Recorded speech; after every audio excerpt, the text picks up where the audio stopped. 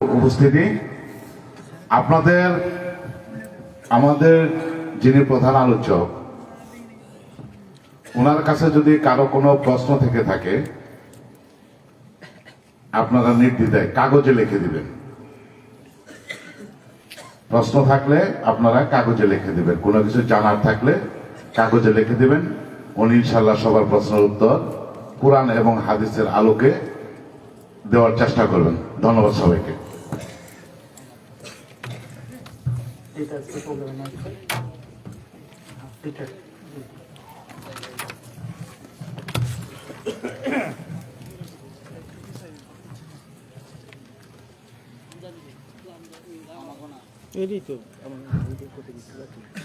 السلام عليكم ورحمة الله وبركاته. إن الحمد لله نحمده ونستعينه ونستغفره ونعوذ بالله من شرور أنفسنا ومن سيئات أعمالنا. من يهده الله فلا مضل له ومن يضلل فلا هادي له. وأشهد أن لا إله إلا الله وحده لا شريك له وأشهد أن محمدا عبده ورسوله. أما بعد فإن خير الحديث كتاب الله وخير الهدي هدي محمد صلى الله عليه وسلم وشر الأمور محدثاتها وكل محدثة بدعة وكل بدعة ضلالة وكل ضلالة في النار. أعوذ بالله السميع العليم من الشيطان الرجيم من همزه ونفخه ونفسه. يا أيها الناس اتقوا ربكم الذي خلقكم من نفس واحدة وخلق منها زوجها وبث منهما رجالا كثيرا ونساء واتقوا الله الذي تساءلون به والأرحام إن الله كان عليكم رقيبا. يا أيها الذين آمنوا اتقوا الله وقولوا قولا سديدا يصلح لكم أعمالكم يغفر لكم ذنوبكم ومن يطع الله ورسوله فقد فاز فوزا عظيما. قال رب اشرح لي صدري ويسر لي أمري واحلل عقدة من لساني يفقهوا قولي ربي زدني علما وزدني فهما. সমস্ত প্রশংসা সেই মহান সত্তা আল্লাহ সুবহানাহু ওয়া তাআলার জন্য, যিনি আমাদের সৃষ্টি করেছেন। শুধু সৃষ্টি করেননি, এই পৃথিবীতে সহস্র কোটি মাখলুকাত সৃষ্টি করার পরেও যিনি আমাদের এই মানব জাতিকে সর্বশ্রেষ্ঠ জাতি, সর্বশ্রেষ্ঠ মাখলুকাত এবং সর্বশ্রেষ্ঠ নবী মুহাম্মদে আরবি সাল্লাল্লাহু আলাইহি ওয়াসাল্লামের উম্মত হিসেবে প্রেরণ করেছেন, সেই মহান সত্তা আল্লাহ সুবহানাহু ওয়া তাআলার সংক্ষিপ্ত শুকরিয়া সুজুদ আদায় করি তার নিজেরই শেখানো ভাষা দিয়ে। সকলে এক বাক্যে পড়ি আলহামদুলিল্লাহ। নলুয়া খানপাড়া জামি মসজিদের উন্নতি কল্পে এবং পরিচালনায় আজ 12তম আজিমুশ শান ওয়াজ মাহফিল, তারিখ 23শে জানুয়ারি 2025 বৃহস্পতিবার। আজকের এই আলোচনায় সভাটিকে সফল করার জন্য যারা সার্বিক দিক থেকে সাহায্য এবং সহযোগিতা করেছেন তাদের প্রত্যেকের নাম স্বতন্ত্রভাবে নিয়ে শুকরিয়া আদায় করা সম্ভব নয়।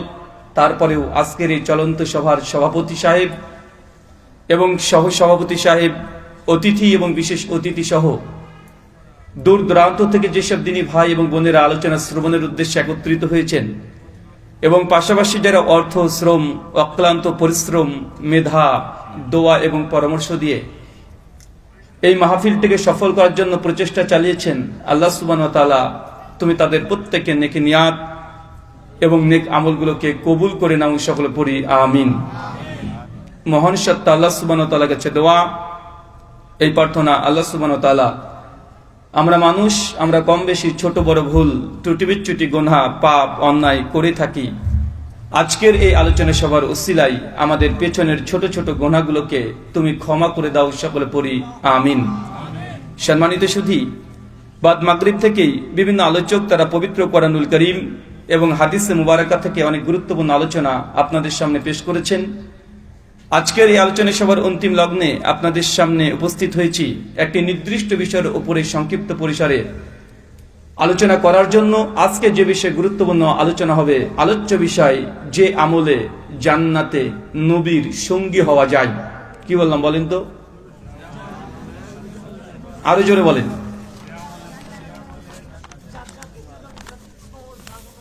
মাশাআল্লাহ, চাচা ভাঙা ভাঙা কণ্ঠে হলেও সম্পূর্ণটা বলতে পেরেছে। আর আপনারা এই 10 সেকেন্ডের মধ্যে আমি বক্তব্যের বিষয় কি বলেছি এটাকেই হাফ প্যান্ট করে দিয়েছেন। হাফ প্যান্ট বোঝেন তো, বললাম ফুল, আপনি করে দিলেন শর্ট ফর্মে। আলোচ্য বিষয় যে আমলে জান্নাতে নবীর সঙ্গী হওয়া যায়, খুব গুরুত্বপূর্ণ আলোচনা।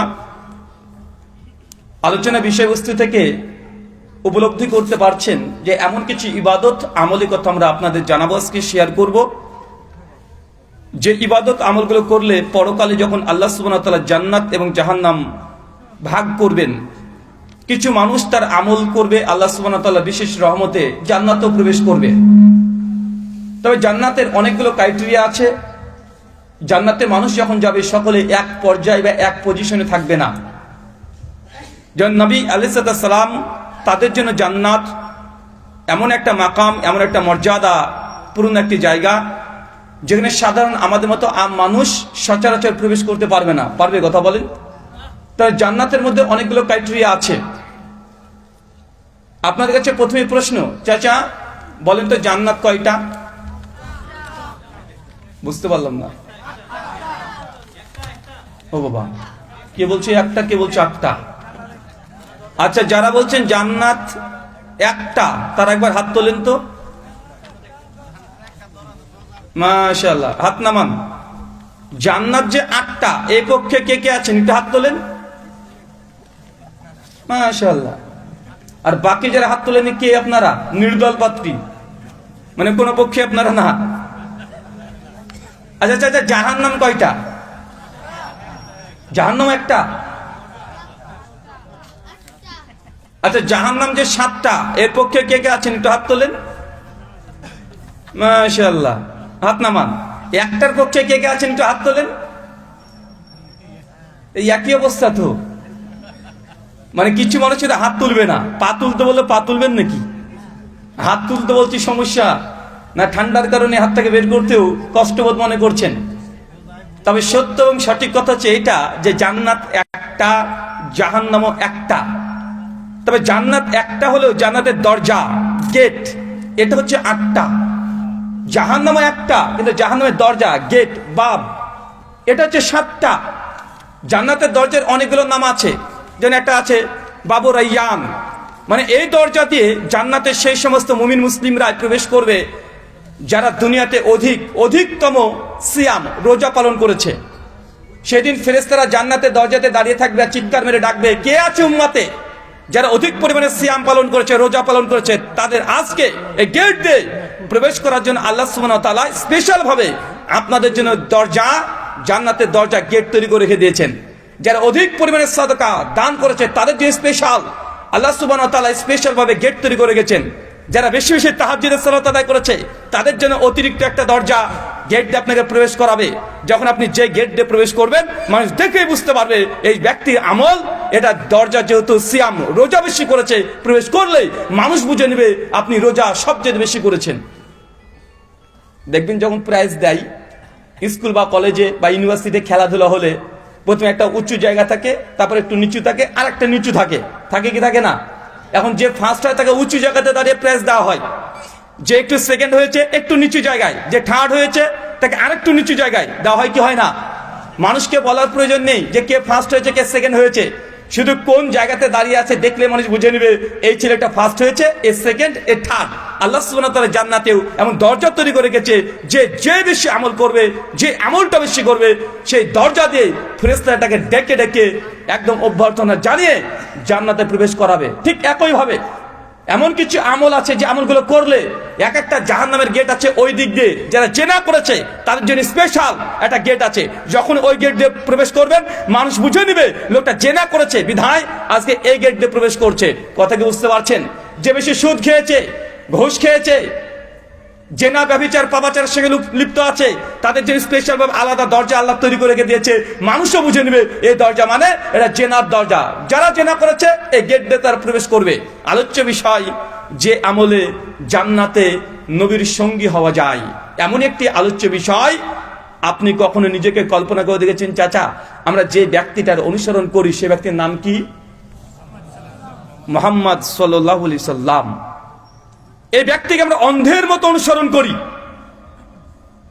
যে ব্যক্তিকে আমরা আজ পর্যন্ত যতজন মানুষ এখানে প্রেজেন্ট আছেন, উপস্থিত আছেন, কেউ দাবি করে বলতে পারবেন না যে আমরা নবী সাল্লাল্লাহু আলাইহি সাল্লামকে সচক্ষে দেখেছি। কেউ দেখেছেন? এমন একজন ব্যক্তির আমরা আনুগত্য অনুসরণ করি যাকে চোখে কখনো দেখি নাই। শুধু দেখি না এমনটি নয়, তার কণ্ঠস্বর কেমন, তার কণ্ঠস্বরও আমরা কেউ পৃথিবীতে যত মানুষ আছে কেউ শুনেছে, কেউ শুনি নাই। চিন্তা করে দেখেন, তারপর আমরা মুহাম্মদ সাল্লাল্লাহু আলাইহি সাল্লামকে জানের চাইতেও, কলিজার চাইতেও বেশি ভালোবাসি কি বাসি না? নিজের বাপকে কেউ যদি গালি দেয়, নিজের মাকে কেউ যদি গালি দেয়, স্ত্রী, পুত্র, কন্যা, সন্তানকে কেউ যদি গালি দেয়, আমরা যত না কষ্ট পাই, আমার নবীকে কেউ যদি বাজে একটা শব্দ ব্যবহার করে তার চাইতে বেশি হৃদয় থেকে রক্তক্ষরণ হয় কি হয় না? অথচ যাকে গালি দেওয়া হচ্ছে তাকে কোনোদিন আমরা চোখ দিয়ে দেখি নাই, তার কণ্ঠস্বর কেমন সেটা কখনো শুনি নাই, যার ভাষার সঙ্গে আমাদের ভাষার কোনো মিল নেই। তিনি কথা বলতেন আরবি ভাষায়, আমি আপনি কথা বলেন বাংলা ভাষায়। যার সঙ্গে আমাদের বয়সের ডিস্টেন্স প্রায় 1450 বছর আগে তিনি দুনিয়াতে এসে চলে গেছেন, তার সঙ্গে কোনোদিন আমাদের মুলাকাত হয় নাই, যার ভাষাটা আমাদের সঙ্গে কোনো সম্পর্ক নেই। তারপরেও এই ব্যক্তিকে জানের চাইতে আমরা বেশি ভালোবাসি কি বাসি না? যার বাড়ির দূরত্ব থেকে আমাদের বাড়ির দূরত্ব প্রায় 7000 কিলোমিটার।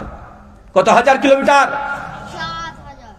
কোথায় সে মদিনা আর কোথায় সেটা বাংলাদেশ? যদি বিমানেও যেতে চান তারপর 10 থেকে 12 ঘন্টা আপনাকে সময় ব্যয় করতে হয়। একটা বিমান কমপক্ষে 1000 কিলোমিটার গতিতে ছুটে চলে। আপনি যদি মনে করেন ট্রেন বাসে যাব, কমপক্ষে 1.5 থেকে 2 মাস মানুষকে রাস্তা অতিবাহিত করে যেতে হয়, প্রায় 7000 কিলোমিটার।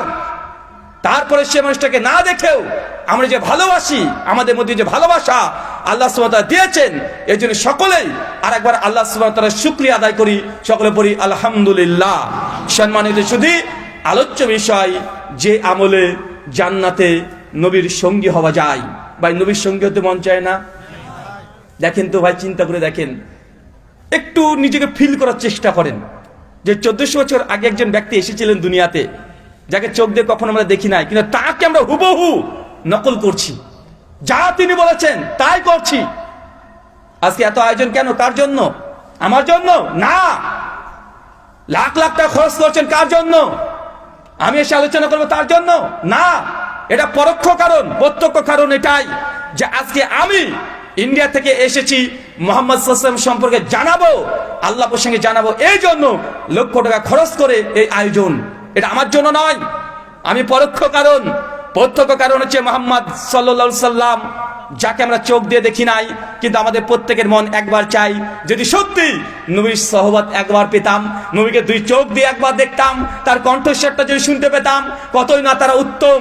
আবু বকর রাদিয়াল্লাহু আনহু, যিনি আল্লাহ নবীর পেছনে দাঁড়িয়ে দাঁড়িয়ে নামাজ পড়েছে, জোহর পড়েছে, আসর, মাগরিব, ইশা, তাহাজ্জুদ সব পড়েছে, নবীর সঙ্গে মক্কা থেকে মদিনা হিজরত করেছে, যুদ্ধে একসঙ্গে নবীর সঙ্গে চলেছে, রাস্তাঘাট সবসময় একসঙ্গে নবীর সঙ্গে ছিল, যুদ্ধ করে নবীজিকে আত্মরক্ষা করেছে, জান দিয়ে দিয়েছে সাহাবীরা।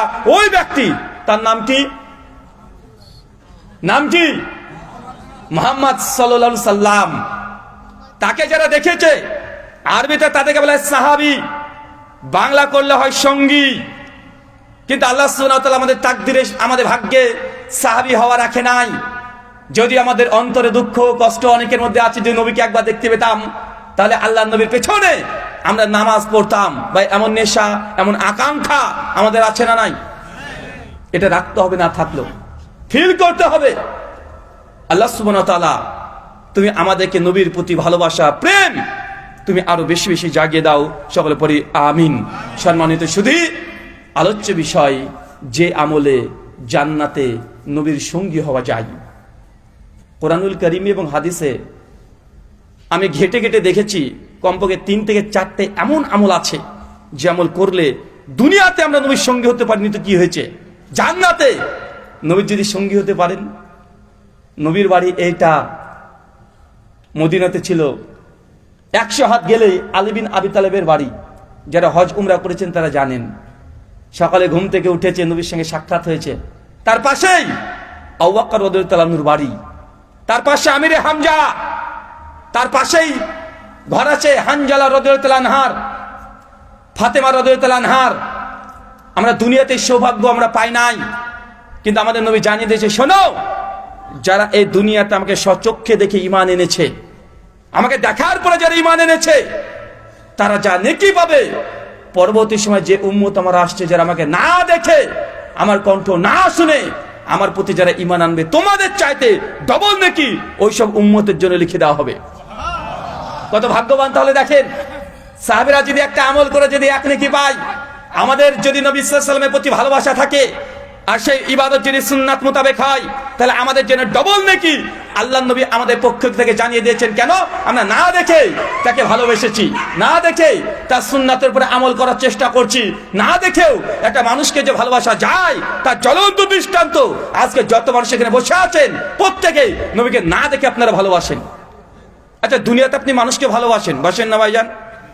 আপনি একটা সিঙ্গার, একটা গায়ককে কেন ভালোবাসেন? তার কণ্ঠ শুনেছেন, কণ্ঠ শুনে এত চমৎকার কণ্ঠ, তার গান শুনে আপনি ফিদা হয়ে গেছেন, পাগল হয়ে গেছেন। কি সুন্দর তাকে কণ্ঠ দিয়েছে। যখন আনন্দিত হন তার গান শুনছেন, যখন দুঃখের মধ্যে পতিত হয়েছেন তার স্যাড সং শুনছেন, তার গানের প্রেমে, কণ্ঠের প্রেমে পড়ে তাকে আপনি ভালোবাসেন। কিছু মানুষ আছে যার গানের গলা ভালো নয়, যে দেখতে ভালো নয়, তারপর তাকে আপনি ভালোবাসেন এই জন্য তার আচরণ। দেখা যাচ্ছে এত সে দয়ালু ব্যক্তি, অন্যের দুঃখে সে দুঃখিত হয়, আপনাকে সাহায্য করেছে, আপনাকে সহযোগিতা করেছে, এই জন্য তার আচরণের প্রতি আপনি এতটাই আকৃষ্ট হয়ে গেছেন, ওই মানুষটাকে আপনি ভালোবাসেন। বাসেন কি বাসেন না?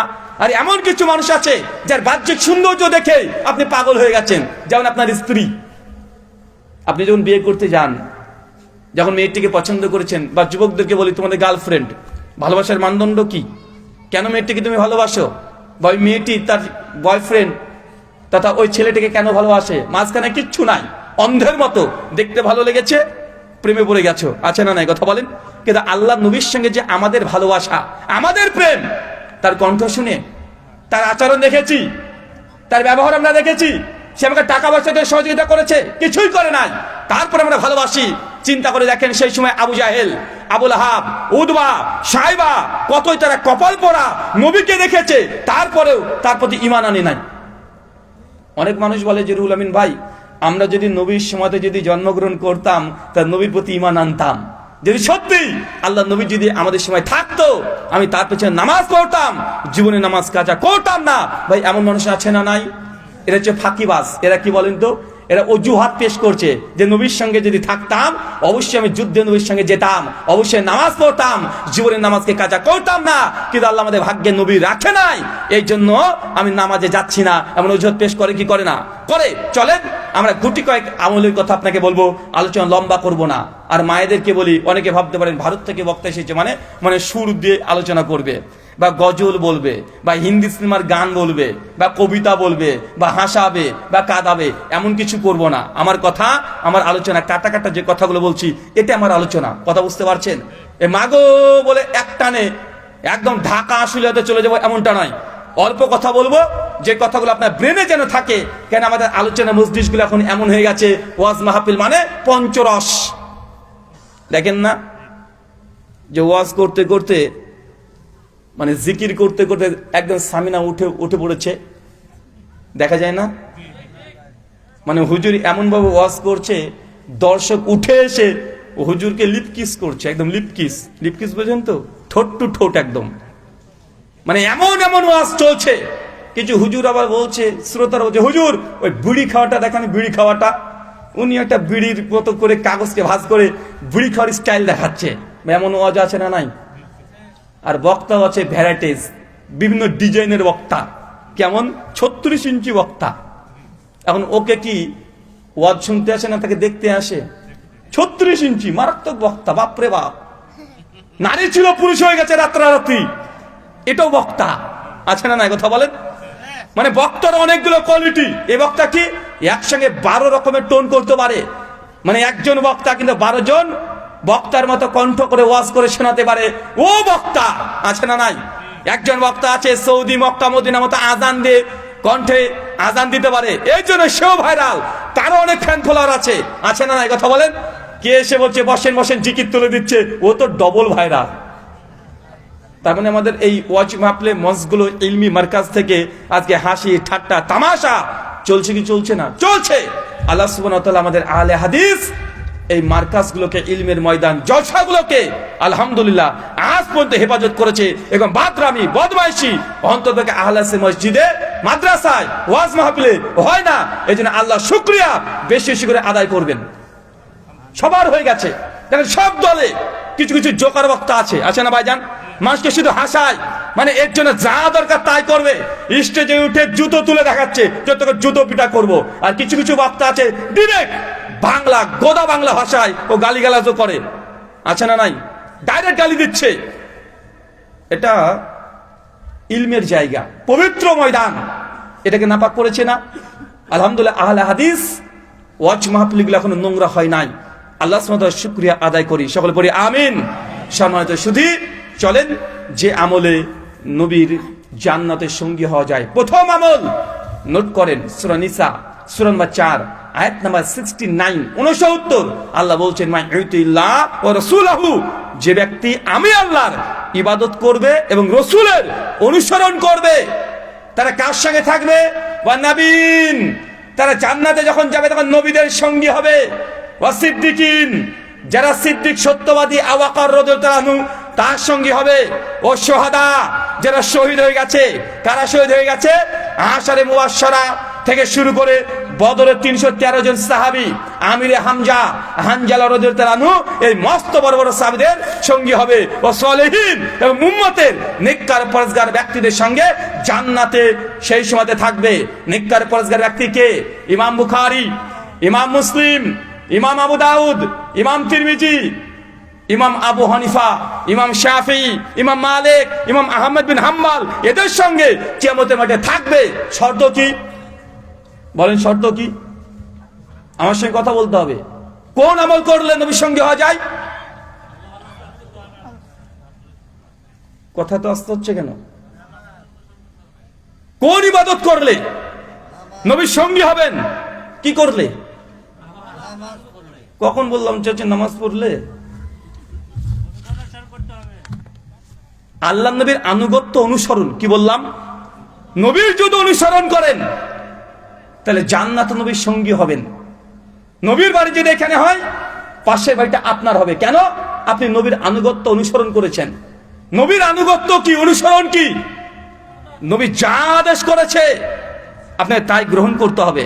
মা আতাকুম রাসূলু ফাখুযু, আমার নবী তোমাকে যা দেয় তা গ্রহণ করে নাও। সূরা হাসর আয়াত নম্বর 7 শেষ অংশ, কুল ইন কুনতুম তুহিব্বুন আল্লাহ ফাত্তাবিউনি, সত্যি যদি তুমি আল্লাহকে ভালোবাসতে চাও, সত্যি যদি তুমি আল্লাহর প্রেমিক হতে চাও, ফাত্তাবিউনি, আমার নবীর আনুগত্য অনুসরণ করো। সূরা আল ইমরান আয়াত নম্বর 31। তার মানে বুঝলাম, নবীকে যদি ভালোবাসতে চান, নবীর আনুগত্য অনুসরণ ব্যতীত নবীর সঙ্গে জান্নাতে থাকা সম্ভব নয়। নবীর আনুগত্য কেমন চাচা? ওদের বাহ্যিক আনুগত্য, নবীকে যে ভালোবাসেন এটা প্রমাণ দিতে হবে। প্রথম, মুখে দাড়ি রাখতে হবে। কঠিন মনে হলো না?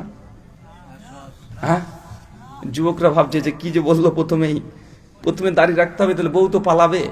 আর যাদের বিয়ে হয়নি তারা ভাবছে যদি দাড়ি রাখি তাহলে বিয়েই হবে না। আচ্ছা, কে কে বিয়ে করেছেন একটু হাত তোলেন তো। মাশাআল্লাহ, হাত নামান। কে কে বিয়ে করেননি তারা হাত তোলেন। এটাও তো হাত তুলেছে, দেখেন। বয়স কত বাপ? 12 বছরেও হাত তুলছে, দেখে বোঝা যাচ্ছে তোমার বিয়ে হয়নি। আচ্ছা, কে কে বিয়ে করতে চান কিন্তু আব্বা মা দেয় না, লজ্জা লাগে বলতে? এই রুগী কে কে আছেন, একটু হাত তোলেন তো। হ্যাঁ, কে আছে মানে বিয়ে করতে মন চায় কিন্তু আব্বা মা দেয় না, অত লজ্জা তো বলতে পারেন না বাপ মাকে? কেউ আছেন আজকে? কেউ নাই? হ্যাঁ, শরম পাই চাচা, এই যে শরম পাচ্ছে না, এটাই প্রমাণ যে ও এখনো বিয়ের যোগ্য হয়নি। সহিহ বুখারী কিতাবুন নিকাহ হাদিস না 5090 আল্লাহ নবী বলছেন, ইয়া মাশজারা শাবাব, হে যুবক দল, যাদের সামর্থ্য আছে তারা বিয়ে করো। তো আপনার বলারই সামর্থ্য হয়নি যে আব্বা বিয়ে করব, মানে বলতে লজ্জা পান, তাহলে আপনার বিয়ে করার এখনো যোগ্যতা আপনি অর্জন করতে পারেননি। নবী বলছে যার বিয়ে করার যোগ্যতা হয় নাই সে রোজা পালন করবে। কি করবে? রোজা পালন করবে। তো যাদের বয়স হয়ে গেছে, বিয়ে করার বয়স হয়ে গেছে, আব্বাকে বলতে পারেন না, কি করবেন? কাল থেকে রোজা শুরু করে দিবেন, প্রত্যেক সোমবার আর প্রত্যেক বৃহস্পতিবার সিয়াম পালন করবেন। এটাও আল্লাহ নবীকে ভালোবাসার একটা আলামত। আল্লাহ নবী প্রত্যেক সোমবার আর প্রত্যেক বৃহস্পতিবার তিনি সিয়াম পালন করতেন। আল্লাহ নবীকে জিজ্ঞাসা করা হলো, ইয়া রাসূলুল্লাহ, আপনি প্রত্যেক সোমবার আর বৃহস্পতিবার কেন সিয়াম রাখেন, কেন রোজা রাখেন? সে মুসলিম কিতাবুস সাওম হাদিস নাম্বার 1164 আল্লাহ নবী বলছেন, সোমবারে আমি জন্মগ্রহণ করেছি শুকরিয়া আদায় করার জন্য আমি সিয়াম রোজা পালন করি, আর প্রত্যেক বৃহস্পতিবারে সপ্তাহে যত একজন মুমিন আমল করেছে সেই দিন স্পেশাল একটা ফেরেশতা দুনিয়াতে আসে, আর ওই আমলগুলো সবগুলো আসমানে নিয়ে চলে যায়। আমাদের নবী বলছেন, আমি চাই যেই দিন ফেরেশতা এসে সপ্তাহের আমলগুলো আকাশে নিয়ে যাবে, ওই দিন আমি যেন রোজা অবস্থায় থাকি, এটা ফেরেশতা যেন দেখে। এই জন্য আমি এই দিনে সিয়াম তথা রোজা পালন করি। ইনশাআল্লাহ করবো তো সোমবার বৃহস্পতিবার। ফজিলত কি পাবেন? যে সোমবার আর বৃহস্পতিবার সিয়াম রোজা পালন করেন, নবীর সঙ্গী হবেন, জান্নাতে নবীর প্রতিবেশী হবেন। নবীর বাড়ি যদি এইটা হয়, তার পাশের বাড়ি আপনার এইটা হবে। আপনি আবু বকরের মতো দুনিয়াতে নবীর পাশে থাকতে পারেন নাই, তো জান্নাতে নবীর প্রতিবেশী হওয়ার ইচ্ছা আছে না নাই? যদি থাকে সোমবার বৃহস্পতিবার সিয়াম, মায়েরা যারা আমাদের কথা শুনছেন, প্রত্যেক সোমবার বৃহস্পতিবার সিয়াম পালন করতে অভ্যস্ত হন, ইনশাআল্লাহ জান্নাতে নবীর সঙ্গী হওয়া যাবে। যুবকদেরকে বলেছি, দাড়ি রাখতে হবে। আচ্ছা, একটা ডাক্তার যখন ডাক্তার হয়, দেখবেন তার গাড়ির পেছনে লাল একটা প্লাস চিহ্ন দিয়ে দেয়, দেয় কি দেয় না? কেন দেয়? সে যে ডাক্তার এটা নিয়ে গর্ববোধ করছে, করছে না? এই জন্য বুঝাই, দেখো ডাক্তার। একজন পুলিশ যখন তাকে ড্রেস দেওয়া হয়, সে খুশি হয় কি হয় না? সে ড্রেস পরে সব জায়গায় চলাচল করে কি করে না? স্কুলের ছাত্র, তার একটা ড্রেস আছে না নাই? যে কোনো পেশা যখন পেশাজীবী হয়ে যায়, তার স্পেশাল ড্রেস আছে। আপনি যে নবীকে ভালোবাসেন, আপনি যে মুসলমান, আপনাকে দেখে তো বোঝা যায় না, আপনার মধ্যে হিন্দুর মধ্যে পার্থক্য বোঝা যায় না। আপনাকে যে আমি সালাম দিব, সালামটা দিব কিভাবে দেখে আপনাকে মনে হয় যে আপনি হিন্দু না মুসলমান, নিজে কনফিউজে পড়ে যায়। বাহ্যিক আলামত লাগবে কি লাগবে না? কথা বলেন। বাহ্যিক আলামত লাগবে, আপনি গর্ববোধ করবেন। দাড়ি রাখাটা ইসলামী শরীয়ত অনুযায়ী সুন্নাত নয়, এটা ফরজ। কি বললাম? আপনারা ভুল বুঝেছেন। দাড়ি রাখা কি ফরজ? দাড়িকে একজন মুসলিম রাখবে, এটা ফরজ বিধান। কেউ যদি চেঁচে ফেলে গুনাহ কাবিরা হবে। সুন্নাত তবে কি? দাড়িকে নিজের গতিতে ছেড়ে দাও, বড় করা, এটা হচ্ছে সুন্নাত। আর দাড়িকে এক মুষ্টির পরে এই অংশটুকু রাখতে পারবেন কি পারবেন না, এটা নিয়ে আলেমদের মতভেদ আছে। দাড়ি মাসালা কয়টা? টোটাল 4টে। কিন্তু আপনি মনে করছেন দাড়ি রাখা এটা সুন্নাত। সুন্নাত নয়, দাড়ি রাখা ফরজ। দাড়িকে বড় করা সুন্নাত। কি বললাম? দাড়িকে নিজের গতিতে ছেড়ে দিবেন, মাঝখান দিয়ে কাটবেন না, এটাকে বলা হয় সুন্নাত। আর দাড়িকে এক মুষ্টির পরে রাখতে পারবেন কি পারবেন না, এটা নিয়ে কিছু আলেম বলেছে আপনি কাটতে পারবেন, আর কিছু ওলামারা বলছে কাটা যাবে না। আর দাড়িকে চেঁচে ফেলা এটা গুনাহ কাবিরা, এটা হারাম। কি বললাম? এটা হারাম। তো আপনি যে একটা মুসলমান, বেসিক প্রথম আপনার বাহ্যিক যে সুরাত, আপনার বাহ্যিক যে অবয়ব, এটাকে পরিবর্তন করতে হবে। আপনি যে নবীর উম্মত, এটা দেখিয়ে দিতে হবে যে আমাকে দাড়ি রেখে যতই খারাপ লাগুক না কেন, তারপর নবীকে আমি ভালোবাসি, খারাপ লাগ তারপর আমি রাখবো। এটা নবীকে ভালোবাসার বাহ্যিক আলামত। আমি জানি যে আমি এই অল্প বয়স, আমার বয়স খুব বেশি না, 30 সাল পার করেছি সবে মাত্র। আমার খুব ভালো মনে পড়ে, আমি যখন প্রথম দাড়ি রাখি কলেজে, তো সেই সময় আমার আব্বার মুখে দাড়ি ছিল না। আমার আব্বার দোকান আছে, একদম দোকানে বসে আছি, তো আব্বা মাল বিক্রি করছে, আমি ক্যাশ কাউন্টারে বসে আছি।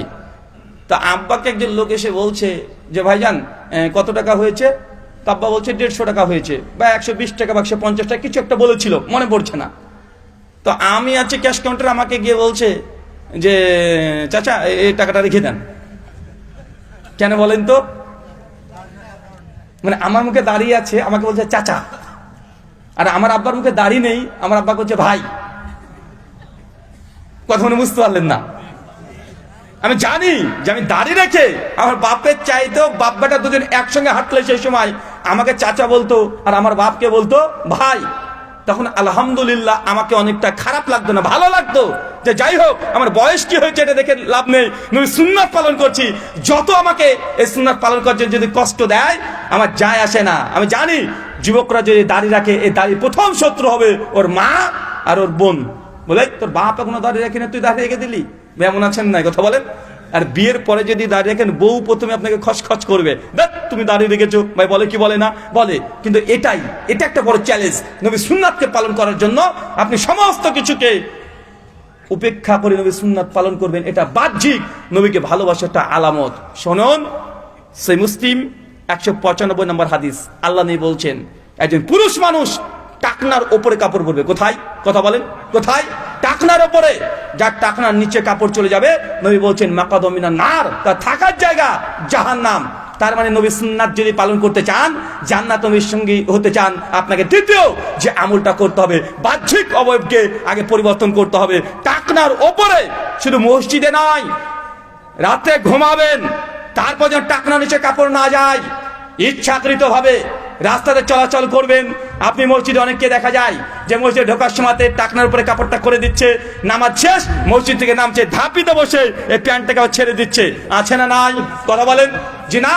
একজন মুসলমান যুবক, মুসলমান তরুণ থেকে বৃদ্ধ বলতে প্রত্যেকে টাকনার ওপরে কাপড় থাকবে।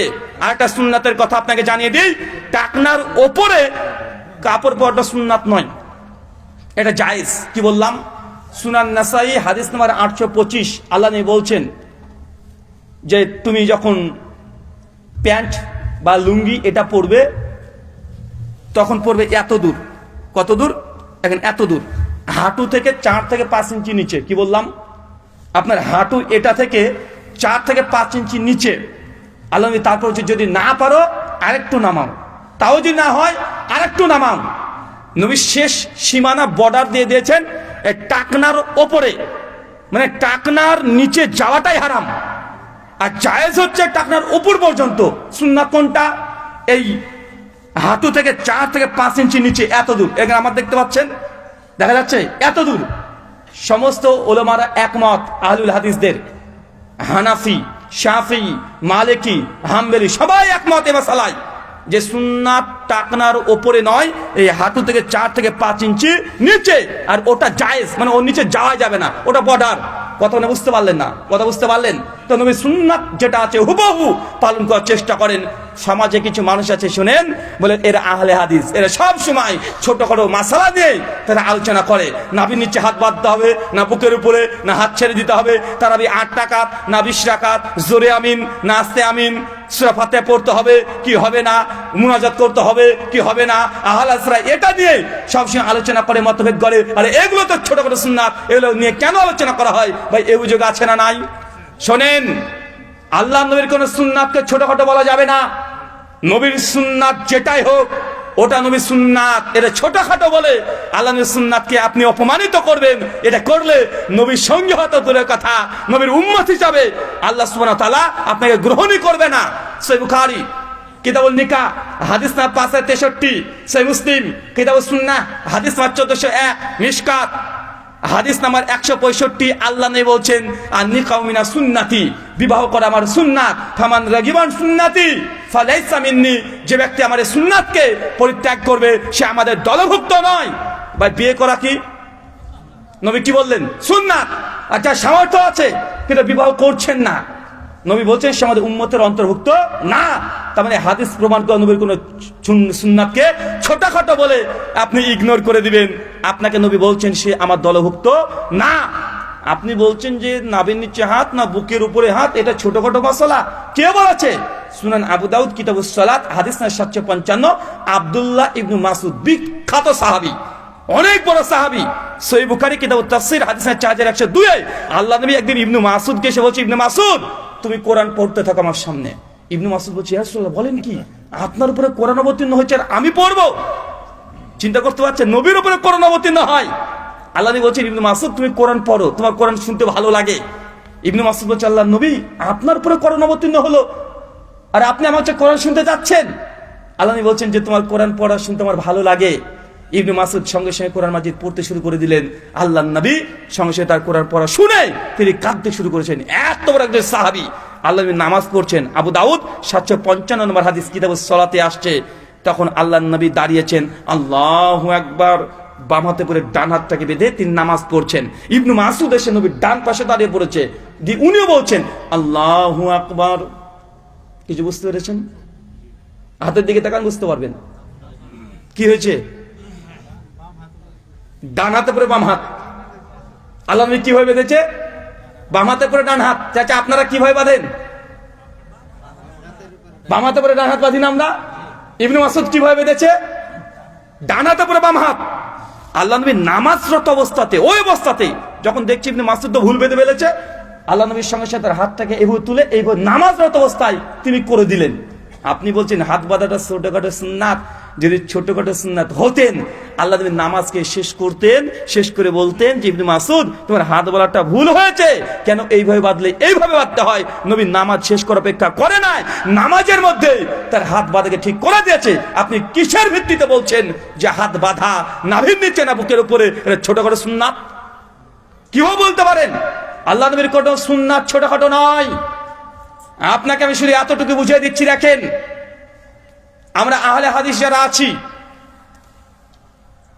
তাদের যদি বাচ্চা একটা ছেলেকে প্রশ্ন করেন যে ভাই আপনারা বুকের উপরে হাত বেঁধে কেন নামাজ পড়েন, আল্লাহর উত্তর কি দেবে? একটা উত্তর সবাই দেবে যে আমার নবী এইভাবে হাত বেঁধে নামাজ পড়েছে, তাই তো উত্তর নাকি? না অন্য কোনো উত্তর আছে? আর অন্য কোনো উত্তর আছে আপনাদের? নাই। একজন হানাফি, আমি কষ্ট দিচ্ছি না হানাফি ভাইদেরকে, আমাকে ক্ষমা করবেন, আমি জাস্ট বুঝাচ্ছি। একজন হানাফি ভাইকে জিজ্ঞাসা করবেন যে ভাইজান আপনি নাভির নিচে কেন হাত বেঁধেছেন? উনি বলবেন যে আমাদের মাযহাবে এটা আছে। সাধারণ যারা আছে, যারা মাদ্রাসায় লেখাপড়া করেনি, তাদের উত্তর এটা যে আমাদের হানাফি মুযহাবে এরকম আছে, তাই আমরা নাভির নিচে আমরা হাত বাঁধি। আর তাদের আলেমদেরকে যদি জিজ্ঞাসা করেন যারা মাদ্রাসায় পড়েছে, দাওরা দিয়েছে, মুহাদ্দিস ফুকাহ হয়ে গেছে, তাদেরকে বলবেন যে ভাই আপনার নাভির নিচে কেন হাত বাঁধছেন? ওরা বলবে যে ইমাম আবু হানিফা রাহিমাহুল্লাহ তিনি আমাদের ইস্তিহাদ করে এই ফতোয়া দিয়েছেন, তাই আমাদের হানাফি মাযহাব অনুসারে আমরা নাভির নিচে হাত বাঁধি। উত্তরের মধ্যে পার্থক্য বুঝতে পেরেছেন? আহলে হাদিসরা বলবে, একটা বাচ্চা ছেলেও বলবে আমার নবী তিনি বুকের উপরে হাত বেঁধেছেন, আমরা বাঁধি। তারা বলবে মানে ইমাম আবু হানিফা নাভির নিচে হাত বাঁধতে বলেছে তাই বাঁধি। তো তুমি কার আনুগত্য করলে? তুমি কার অনুসরণ করলে? আল্লাহ তা বলছে যে নবীর অনুসরণ করবে, আর নবীন তিনি নবীর সঙ্গে জান্নাতে থাকবে। আপনি পৃথিবীতে যার আনুগত্য করবেন, যার অনুসরণ করবেন, জান্নাতে আপনি তার সঙ্গে থাকবেন। আপনি যদি ইমাম আবু হানিফার আনুগত্য অনুসরণ করেন, জান্নাতে আপনি ইমাম আবু হানিফার সঙ্গে থাকবেন। কিন্তু আহলে হাদিস আমরা নবীর আনুগত্য অনুসরণ করছি, জান্নাতে কার সঙ্গে থাকবো? আর একটু ভালোভাবে বুঝিয়ে দিই মাসালাটা, আকীদাকে বুঝতে হবে। আমল একই আমল দুজনই করব, কিন্তু দুজনে ভাগ হয়ে যাবে। শাফি মাযহাব বাংলাদেশে নাই, আছে নাকি? শাফিরা আছে আমাদের ইন্ডিয়ার কেরালা, সাউথ ইন্ডিয়া যেটাকে বলা হয়, ওইখানে আছে অজস্র শাফি মাযহাবের আছে। মালয়েশিয়াতেও অনেক বেশি আছে। আমি একজন শাফি মাযহাবের অনুসারীকে প্রশ্ন করছি, মানে জানার জন্য জাস্ট আমি বলছি কেরালাতে ওখানকার ভাষা তো মালয়ালিয়াম, তেলেগু বুঝেন নাকি? হ্যাঁ, ভগবান কাড়ে অন্যডু তেন্নো পবার থেকে আনামানচুডু, কিছু বুঝবেন? তো উনাকে প্রশ্ন করছি জাস্ট যে ভাইজান যে আপনারা ইমাম পেছনে সূরা ফাতিহা পড়েন? বলছে জি পড়ি। আপনাদেরকে দেখলাম জোরে আমিন বলতে নামাজে, ওরা শাফি মাযহাবের, হানাফি না, শাফি মাযহাবের, তো জোরে আমিন বলেন? জি বলি। আমি প্রশ্ন করলাম কেন বলেন, কেন ফাতিহা পড়েন ইমাম পেছনে? হানাফিরা তো পড়ে না, আপনারা পড়েন কেন? উনি তখন বলছেন যে আমাদের ইমাম শাফির মাযহাবে ইমাম পেছনে ফাতিহা পড়াটা ওয়াজিব, না পড়লে নামাজ হবে না, জোরে আমিন বলতে হবে, আমাদের ইমাম শাফি রাহিমাহুল্লাহ বলেছেন। তার মানে বুঝতে পারলাম শাফি মাযহাব অনুযায়ী ইমাম পেছনে ফাতিহা পড়াও লাগবে, জোরে আমিন বলাও লাগবে। কথা কি বুঝতে পারছেন? আচ্ছা, আহলে হাদিস যারা আছে তাদেরও ইমাম হোসেন ফাতিহা পড়েন কি পড়েন না? আপনারা পড়েন? আপনারা জোরে আমিন বলেন। আচ্ছা, আপনাদেরকে যদি জিজ্ঞাসা করি আপনারা জোরে আমিন কেন বলেন, ফাতিহা কেন পড়েন, আপনাদের উত্তর কি? আল্লাহ নবী পড়েছেন, তিনি পড়ার অনুমতি দিয়েছেন, আদেশ করেছেন যে তোমরা ফাতিহা পড়ো। যখন গায়রিল মাগযুবি আলাইহিম ওয়াজ-যালিন বলবেন ফাকাল আমিন, তখন তোমরা আমিন বলো। মাদ্দাবিয়া সাউতেহা রাফাবিয়া সাউতেহা, সুনান তিরমিজি হাদিস না 248, সহিহ বুখারী হাদিস না 780 81 82, তিরমিজিতে আসছে মাদ্দাবিয়া সাউতেহা রাফাবিয়া সাউতেহা, আওয়াজটাকে উঁচু করো এবং টেনে টেনে বলো আমিন, এইভাবে বলো। আল্লাহ বলতে বলেছেন, তাই আমরা আহলে হাদিসরা বলি, আমরাও আমিন বলি, শাফিরাও আমিন বলে, দুজনের আমল এক, কিন্তু উদ্দেশ্য পার্থক্য আছে না নাই? তারা জোরে আমিন কেন বলে? তাদের মাযহাবে আছে তাই, ইমাম শাফি বলতে বলেছে তাই, তার মাযহাবের ফতোয়া তাই, কিন্তু আহলে হাদিসরা বলছে নবী বলেছে তাই করি। তো যারা শাফি তারা যদিও আমল একই করছে, তারা কার অনুসরণ করেছে? এখানে কার অনুসরণ করেছে? ইমাম শাফিঈর। আমি বলছি না যে মাযহাব যারা মানবে তারা জাহান্নামে চলে যাবে, অবশ্যই মাযহাবিরাও জান্নাতে যাবে, কিন্তু তুমি থাকবে কার সঙ্গে? তুমি ইমাম শাফির আনুগত্য করেছো, তার অনুসরণ করেছো, জান্নাতে যদি তুমি যাও, জান্নাতে থাকবে ইমাম শাফির সঙ্গে, ইমাম আবু হানিফার সঙ্গে, ইমাম মালিকের সঙ্গে, ইমাম আহমদ ইবনে হাম্বলের সঙ্গে। কিন্তু আহলে হাদিসরা বলে যে আমি এই আমল করলাম, এই আমল করার মূল কারণ আমার নবী করেছে, নবী বলেছে তাই করেছি। অবশ্যই আহলে হাদিসরা জান্নাতে যাবে, নবীর সঙ্গী হবে ইনশাআল্লাহ। নবীন ও সিদ্দিকিন ও শুহাদা ও সালেহিন, যারা যার আনুগত্য করবে তারা সেই ক্যাটাগরির মানুষের সঙ্গে থাকবে। সূরা বনী ইসরাঈল সূরা নম্বর 17 আয়াত নম্বর 71 আল্লাহ বলছে ইয়াউমা নাদু কুল্লা উনাসিন বিইমামিহিম, দুনিয়াতে তুমি যাকে আনুগত্য অনুসরণ নেতা মানবে, কিয়ামতের মাঠে যখন উঠবে সেই নেতার পেছনেই তোমাকে উঠতে হবে। তুমি যদি চরমনে পীর সাহেবকে যদি ফলো করো, কিয়ামত কার মাঠে কার সঙ্গে উঠবে? তুমি কার সঙ্গে? ওই পীর সাহেবের সঙ্গে উঠবেন আপনি। কার সঙ্গে উঠবেন? বাংলাদেশে তো অভাব নাই পীর সাহেবের, 10 লাখ নাকি পীর আছে। শেখ আব্দুর রাজ্জাক বিন ইউসুফ হাফেজাহুল্লাহ, আপনাদের বাংলাদেশের আলোচক না, চাপাই নবাবগঞ্জের, ওনার একটা আলোচনাতে শুনেছিলাম অনেক আগে যে 1990 সালের রিপোর্ট অনুযায়ী বাংলাদেশে কত লক্ষ পীর আছে? প্রায় 10 লাখ পীর আছে। মানুষ আপনারা 18 কোটি, তার মানে হিন্দু খ্রিস্টান নাস্তিক বৌদ্ধ বাদ দিয়ে দেন 3 কোটি, 15 কোটি মুসলমান। 15 কোটি মুসলমানের জন্য লাগে কত? 10 লাখ পীর সাহেব লাগে। চিন্তা করে দেখেছেন? আর পীরের কতগুলো ক্যাটাগরি। ন্যাংটা পীরও আছে আপনাদের বাংলাদেশে, ওই দেখেন কুষ্টিয়াতে আছে, লালন শাহ ব্রিজের পাশ দিয়ে রাস্তা চলে গেছে, ওইদিকে ন্যাংটা পীরের মাজার আছে। টিভিতে দেখেছিলাম একটা সময়ে, কি চ্যানেল বাংলাদেশের আপনাদের, ওইখানে কিছু সার্ভে করেছে, তো ন্যাংটা পীরের মাজারে প্রত্যেক বছরে 8 থেকে 10 কোটি টাকা শুধুমাত্র টাকা তুলে, আচ্ছা না কথা বলেন, মানে মানুষ গিয়ে দান করে। ন্যাংটা মানে জামা কাপড় কিছুই নাই, মানুষ ওর কাছে যাচ্ছে বাচ্চা নিতে, বিয়ে হয়েছে 5 বছর, বাচ্চা হয় না মেয়েটার, ডাক্তারের কাছে গেছে, ডাক্তার ওষুধ গেছে, তাও কাজ হয় নাই, হুজুরের কাছে গেছে, ঝাড়ফুঁক নিয়েছে, তাও কাজ হয় নাই, এখন বলছে বাচ্চা আর হবে না, যে বাচ্চা নিতে যায় আমার অমুকের কাছে শুনেছি ওই ন্যাংটা বাবার কাছে গেলে নাকি বাচ্চা হয়, ন্যাংটার কাছে গেছে বাচ্চা নিতে।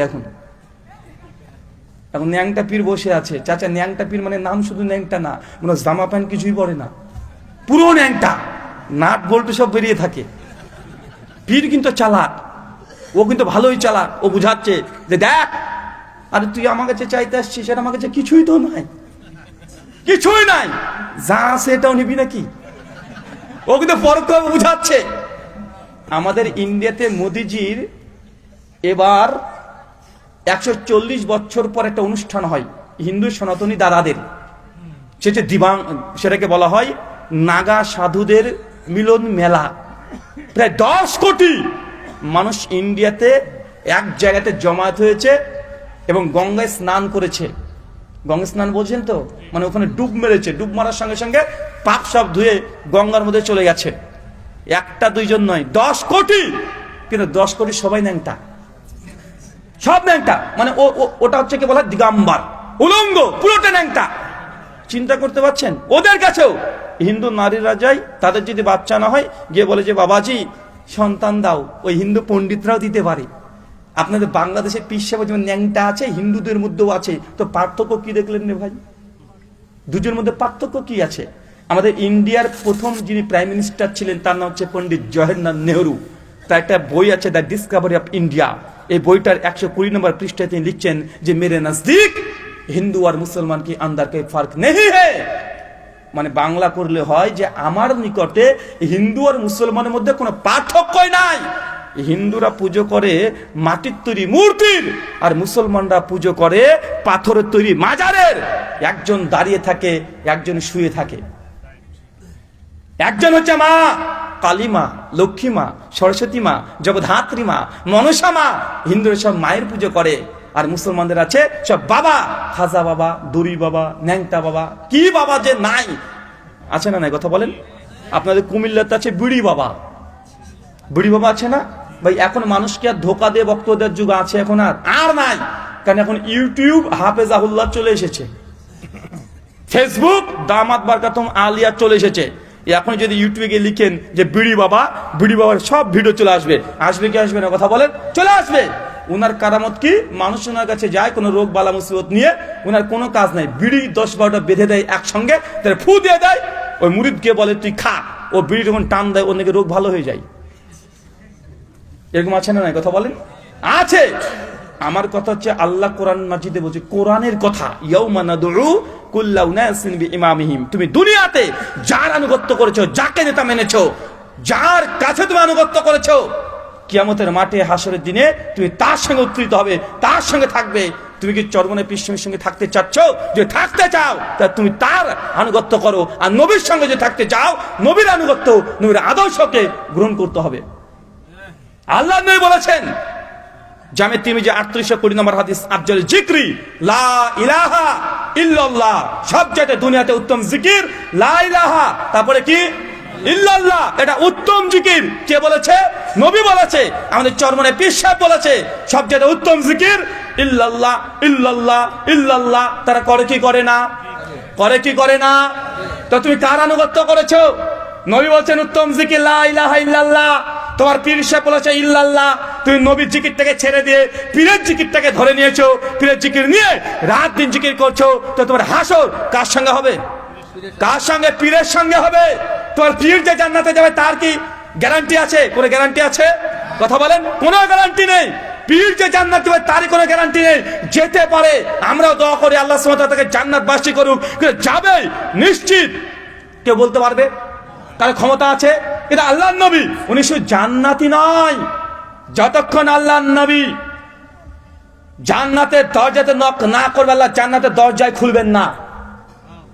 আল্লাহ নবী বলছেন, কিয়ামতের মাঠ যখন হবে, সেই সমস্ত নবীরা সিজদারত অবস্থায় একদম পড়ে থাকবে। প্রথম যাকে জ্ঞান দেওয়া হবে, জীবিত করা হবে, যার প্রথম কবর ফেটে বের হবে, তিনি হচ্ছেন আমি নবী মুহাম্মদ সাল্লাল্লাহু আলাইহি সাল্লাম। আমাদের নবী প্রথম কিয়ামতের মাঠে কবর ফেটে উঠবে, তারপর সিজদারত অবস্থায় পড়ে থাকবে। মানুষ যখন চতুর্দিক থেকে তখন কিয়ামতের ভয়াবহতা, কেউ কাউকে চিনেও না চেনার ভান করবে। মানে আপনি যে আপনার বাপকে চিনবেন না এমনটা নয়, মানে চিনবেন কিন্তু পরিচয় দিবেন না। যদি আব্বা চলে আসে আমার কাছে, যে নেকি চাইতে আসে, মাকে চিনবেন, আপনি চিনবেন না তা নয়। কিয়ামতের মাঠে সবাইকে চিনতে পারবেন, কিন্তু পরিচয় দিতে চাইবেন না। কেন? যদি একটা নেকি চাইতে আসে এই ভয়ে। সেই সময় প্রত্যেক নবী একদম সামনে দাঁড়িয়ে থাকবে, আর তার উম্মত থাকবে পেছনে। আল্লাহ নবী বা হাদিস বর্ণনা করে বলছেন, সেই দিন প্রথম মানুষ উম্মত ছুটে যাবে নবী আদমের কাছে। আদমকে গিয়ে বলবে, আদম আলাইহিস সালাম, আপনি হচ্ছে প্রথম এই পৃথিবীর মানুষ। আল্লাহ আপনাকে 2 হাত দিয়ে তৈরি করেছে, যে রূহ আপনার শরীরের মধ্যে দিয়েছে। আল্লাহ সুবহানাহু ওয়া তাআলা আপনাকে দুনিয়ার সব জ্ঞান দিয়েছে, আপনাকে দিয়ে ফেরেশতা থেকে সিজদা করেছে। অনেক মহান ব্যক্তি নবী আদম। আজকে এই ভয়ঙ্কর পরিস্থিতিতে আমাদেরকে একটু বাঁচান, আমাদের জন্য সুপারিশ করেন, আল্লাহকে বলেন আমাদের জন্য জান্নাতে দেয়। নবী আদম বলে, না না না না না, আমার দ্বারা হবে না। রাত্রি আজকে আমার কি হয়, আমি এই কাজ করতে পারবো না। আল্লাহ আমাকে আদেশ করেছিল ওই গাছের কাছে যাবে না, আমি চলে গিয়েছিলাম। আজকে আমি যে কি জবাব দিই? তোমরা আমার কাছে এসো না, ওই তো নূহ আছে, নূহের কাছে চলে যাও। সবাই ছুটে গিয়ে নূহের কাছে যাবে। নূহ আলাইহিস সালামকে বলে, আল্লাহ নবী নূহ, আপনি প্রথম নবী, আপনার পূর্বে আল্লাহ কাউকে নবুয়ত দেয় নাই। তিনি প্রথম রাসূল, আজকে আমাদেরকে রক্ষা করেন। নবী নূহ আলাইহিস সালাম বলবেন, আমি এই কাজ করতে পারবো না, আমি ভুল করে আল্লাহর কাছে বলেছি, আল্লাহ আমার সন্তান কেনানকে তুমি এই কিস্তিতে এই নৌকাতে তোলার অনুমতি দাও, কিন্তু আমার সন্তান নিজেই ছিল মুশরিক, সে আমার নবুয়তকে অস্বীকার করে দিয়েছে, আল্লাহকে মানে নাই, আমি ভুল করে আল্লাহর কাছে দোয়া করেছিলাম। আজকে আল্লাহ যদি আমাকে প্রশ্ন করে কেন আমি দোয়া করেছি, আমার কাছে কোনো উত্তর নেই, আমি পারবো না, তোমরা যাও আবুল আম্বিয়া নবী ইব্রাহিমের কাছে। সবাই ছুটে গিয়ে নবী ইব্রাহিমের কাছে যাবে। কার কাছে? ইব্রাহিম, আবুল আম্বিয়া, সমস্ত নবীদের পিতা। ইব্রাহিমের কাছে বলে, ইব্রাহিম আলাইহিস সালাম আপনি হচ্ছে সমস্ত নবীদের পিতা, আপনি খলিলুল্লাহ, আল্লাহর বন্ধু, আল্লাহ আপনাকে বন্ধু হিসেবে গ্রহণ করে নিয়েছে, দুনিয়াতে কত পরীক্ষাতে আপনাকে পাস করে দিয়েছে, আজকে আমরা বিপদে, আমাদেরকে উদ্ধার করেন।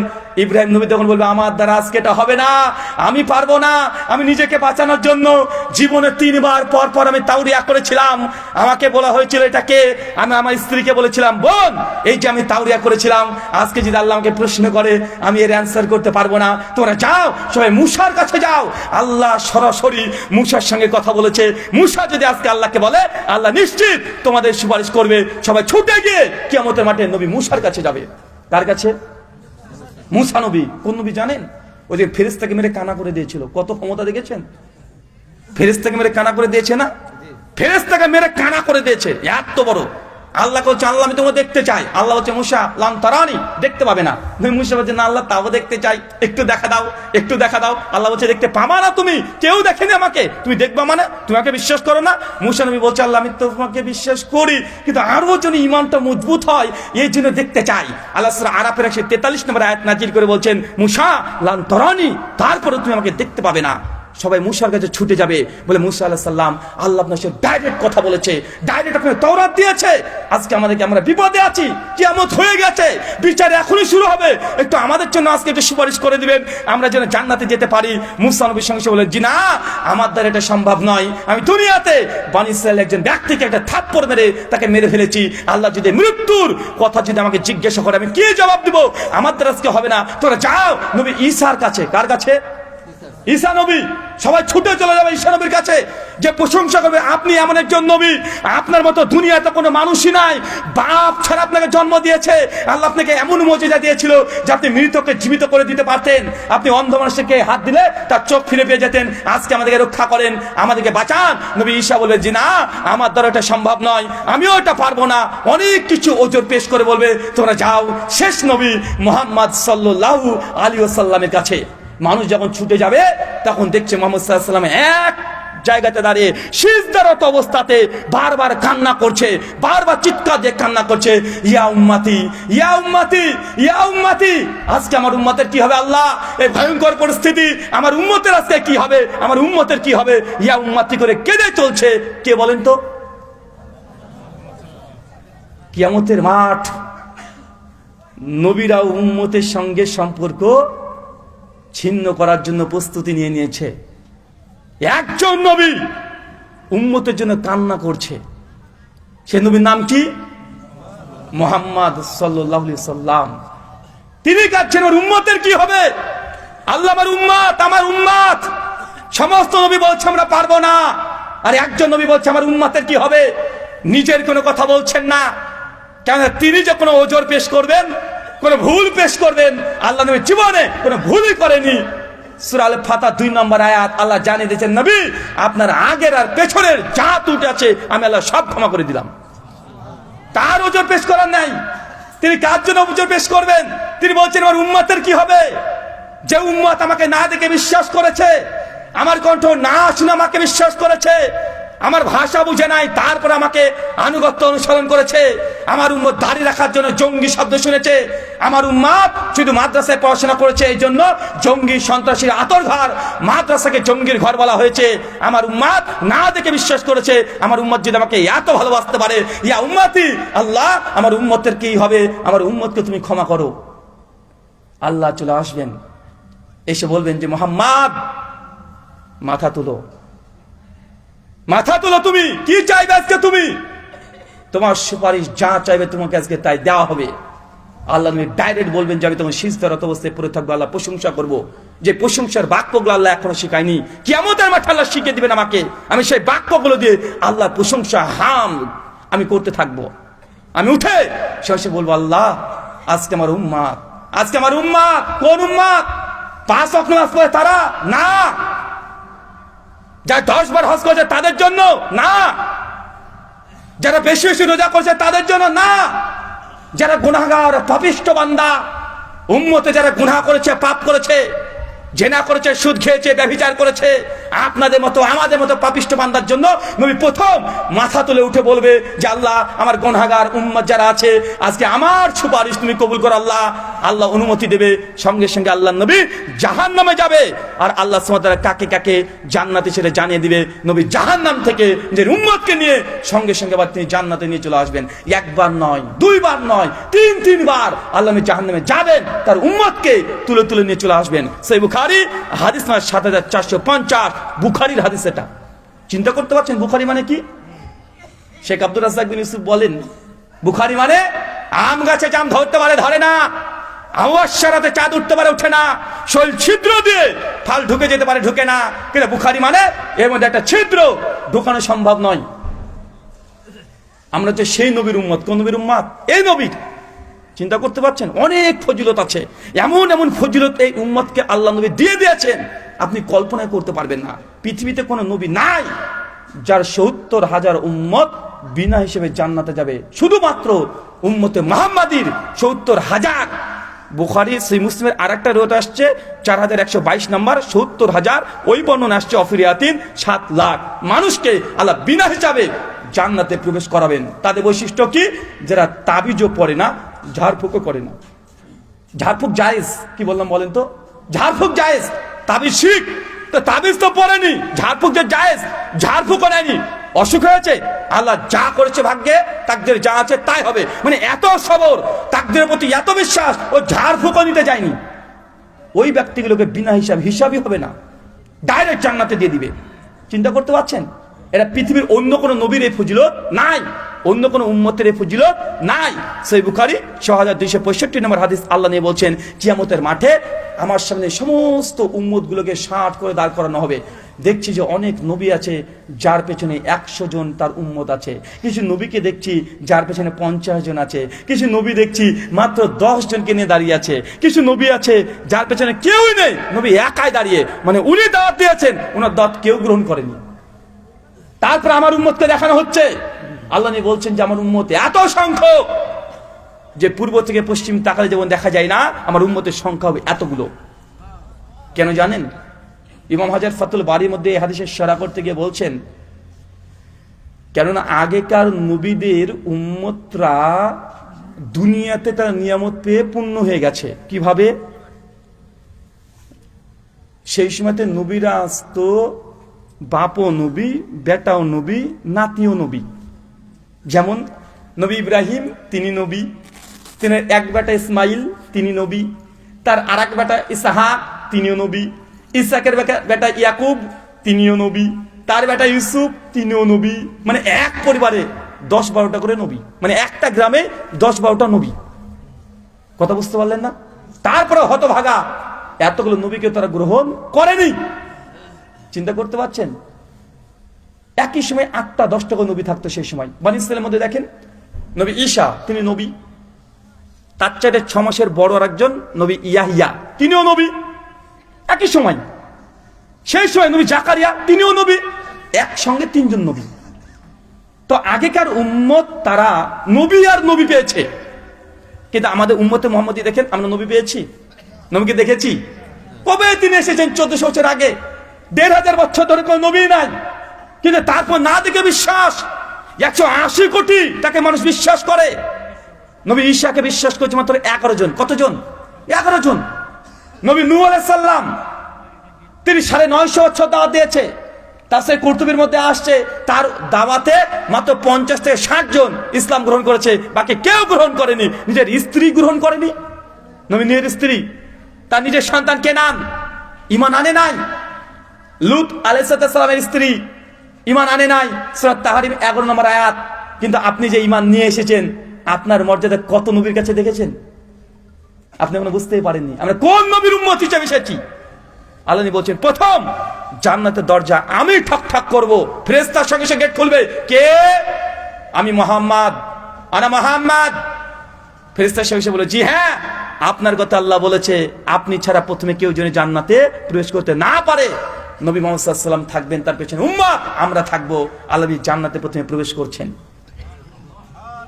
আপনি এখনো বুঝতেই পারেননি, আপনি পিঠ ধরে বসে আছেন ভাই।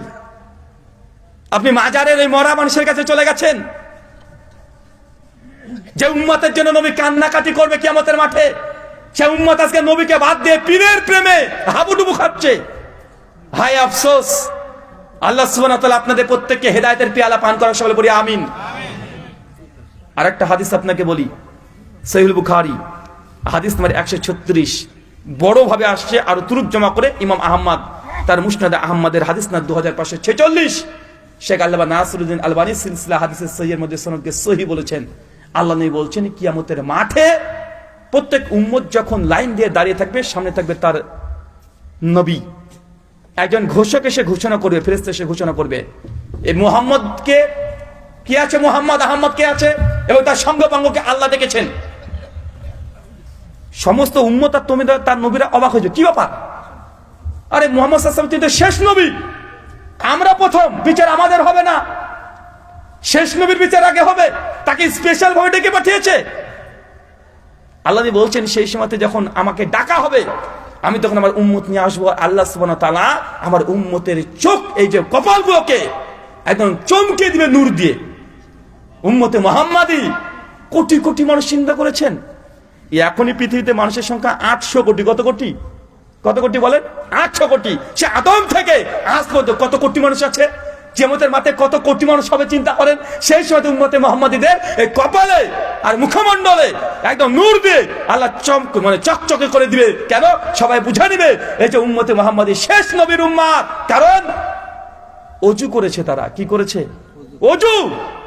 চাচা, আপনি ওযু করার সময় একটু স্মরণ করেন না, এই ওযু যে কিয়ামতের মাঠে আপনার এই কপালটাকে চকচক করে দিবে। ওযুর সময় গল্প করছেন, ওযু কেন মসজিদে করছেন আপনি? কেন মসজিদে করবেন ওযু? আল্লাহ নবী মসজিদে ওযু করতেন না, তিনি বাড়িতে ওযু করতেন। কোথায়? বাড়িতে। নফল নামাজ, সুন্নাত নামাজ কখনো নবী মসজিদে পড়তেন না, তিনি বাড়িতে নফল সুন্নাত নামাজ পড়তেন, ওযু বাড়িতে করতেন, গুটি গুটি পায়ে মসজিদে হেঁটে হেঁটে যেতেন, তারপর গিয়ে ডাইরেক্ট নামাজে দাঁড়িয়ে যেতেন। কি করতেন নবী? ডাইরেক্ট নামাজে দাঁড়িয়ে যেতেন। তিনি সুন্নাত নফল নামাজ বাড়িতে এসে পড়তেন।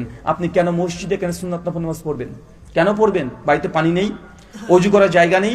সহিহ বুখারী 731 নম্বর হাদিস, আল্লাহ নবী বলছেন, পুরুষ মানুষের জন্য নফল সুন্নাত নামাজ মসজিদের চাইতে বাড়িতে উত্তম। মসজিদে পড়লে যা নেকি হয়, নফল নামাজ সুন্নাত নামাজ বাড়িতে পড়লে তার ডবল নেকি হয়। আপনি কেন মসজিদে নামাজ পড়ছেন? মসজিদে সুন্নাত নফল নামাজ পড়া না জায়েজ, হারাম না, জায়েজ। উত্তম কোথায়? কোথায় উত্তম? বাড়িতে। আপনি চান না কিয়ামতের মাঠে আপনার জন্য নূরের মতো চেহারা হয়ে যায়? আপনি চান কি চান না? চান। আল্লাহ নবী বলছেন, তারপর যখন আমরা উম্মতকে নিয়ে আমি সঙ্গে সঙ্গে আসবো, সমস্ত নবী সঙ্গে পিছিয়ে হাঁটতে শুরু করবে তার উম্মত নিয়ে, রাস্তা করে দিবে, আর আমার উম্মতকে নিয়ে আমি মাঝখান দিয়ে হেঁটে হেঁটে আসবো। আর সমস্ত উম্মত তখন বলবে, অন্য নবীদের উম্মত বলবে, আরে মাশাআল্লাহ, সুবহানাল্লাহ, তারা এই উম্মতই, তাদের উম্মতের এত এত ঈমান যে এরা অন্য নবীদের সমকক্ষ হওয়ার যোগ্যতা রাখে। চিন্তা করতে পারছেন? মানে উম্মতের এত মর্যাদা। এখন কোরআন আল্লাহ বলেছে না, কুনতুম খায়রা উম্মাতিন, তোমরা হচ্ছে সর্বশ্রেষ্ঠ জাতি। সূরা আলী ইমরান আয়াত নম্বর 110 আমাদেরকে বলছে খয়রা উম্মাহ, সর্বশ্রেষ্ঠ জাতি। নবী আদমের অনুসারী সর্বশ্রেষ্ঠ নয়, নবী ঈসার উম্মত সর্বশ্রেষ্ঠ নয়, নবী দাউদ, সুলাইমান, ইউনুস, ইউসুফ, ইউসা, জাকারিয়া, ইয়াহইয়া, যত নবী আছে সবার চাইতে মর্যাদা আল্লাহ কাকে দিয়েছে? কাদের মর্যাদা বেশি? এই উম্মতের মর্যাদা বেশি। আপনি এখন আপনার মর্যাদা বুঝতে পারেন নাই, এখনো গুরুত্ব বুঝতে পারেন নাই, কারণ এটা যে আপনি নবী মুহাম্মদ সাল্লাল্লাহু আলাইহি ওয়াসাল্লামকে এখনো চিনতে পারেন নাই। এই জন্য পীরের দরবারে গিয়ে আপনি গরু ছাগল সবগুলো দিয়ে আসেন। আল্লাহর ঘর মসজিদ আপনি দান করতে গিয়ে আপনার হাত কাঁপে। যদি এখনই বলে মসজিদকে দুতলা করতে হবে, এখনই বলা হোক যে কে আছে, মসজিদকে দুতলা করা হবে, ছাদ করা হবে, টাকা দেন, টাকা আপনার দিতে চান না, স্পেশাল বক্তা এসে আপনাকে মানে পাম দিয়ে দিয়ে জোর করে পকেট থেকে টাকা বের করতে হয়। কিন্তু আপনার একটু বিপদ হলে আপনি বলে দেন, আল্লাহ আমি বিপদে পড়েছি, আমি গোলাপ ছাড় মাজারে এই একটা ছাগল দিয়ে দিব। বলে কি বলেন না, কথা বলেন? মুসলমান আজকে মসজিদ মুখী যতটুক তার দ্বিগুণ ও মাজার মুখী। কেন? উনি নবীকে চিনতে পারেন নাই, আল্লাহ নবীকে বুঝতে পারে নাই। আল্লাহ নবীকে যদি বুঝতেন তাহলে পীর সাহেবের পেছনে আপনি ছুটতেন না। ইয়াউমা নাদউ কুল্লা উনাসিন বিইমামিহিম, সেই দিন প্রত্যেক মানুষ দুনিয়াতে যাকে নেতা মেনেছে কিয়ামতের মাঠে আপনি তার সঙ্গে উঠবেন। আপনি যদি তারপরে চান যে আপনি চরমোনাই, ইনাদপুরি, জৌনপুরি, রাজারবাগি, ফুলতুলি, আটরশি, দেওয়ানবাগি, হানাফি, শাফি, মালিকি, হাম্বেলি, দেওবন্দি, বেরলবি যা মানতে চান মানেন, কিয়ামত আপনার তার সঙ্গে হতে হবে আপনাকে। আহলে হাদিসরা একজনকে মানে, কার নাম কি কথা বলেন? দেখেন সহিহুল বুখারী হাদিস না 3339, মুসনাদে আহমদ সুনান তিরমিজি হাদিস না 2961। আল্লাহ নবী বলছেন এই উম্মত অন্য নবীদের সাক্ষী হবে। কি হবে বলেন তো? সাক্ষী হবে। আল্লাহ কিয়ামতের মাঠে নবী নূহকে আল্লাহ ডাকবেন, নূহ এইদিকে এসো, তুমি তোমার উম্মতকে কি দাওয়াত দিয়েছো? নবী নূহ আলাইহিস সালাম বলে, জি আল্লাহ আমি দাওয়াত দিয়েছি। সূরা হুদ 25 থেকে 40 নম্বর আয়াত, একটা বছর নয়, 2টা বছর নয়, 950 বছর দাওয়াত দিয়েছে, রাত দিন দাওয়াত দিয়েছে। কোন নবী? নূহ আলাইহিস সালাম। আল্লাহ বলে, তুমি কি দাওয়াত দিয়েছো, তাবলীগ করেছো? জি আল্লাহ করেছি। নূহ আলাইহিস সালামের কওম অস্বীকার করবে না, আল্লাহ আমাদের কাছে কোনো নবী আসেনি, আমাকে দাওয়াতই দেয়নি, অস্বীকার করবে ডাইরেক্ট কিয়ামতের মাঠে। কোন নবীর উম্মত? নূহ নবীর উম্মত। নূহ আলাইহিস সালাম, না আল্লাহ আমি তো দাওয়াত দিয়েছি। আল্লাহ তখন বলবে যে নূহ তোমার পক্ষে সাক্ষী কে আছে? সাক্ষী পেশ করো। তোমার উম্মত তোমাকে বলছে তুমি দাওয়াত দাওনি, আর তুমি বলছো দিয়েছো, সাক্ষী কে আছে তোমার?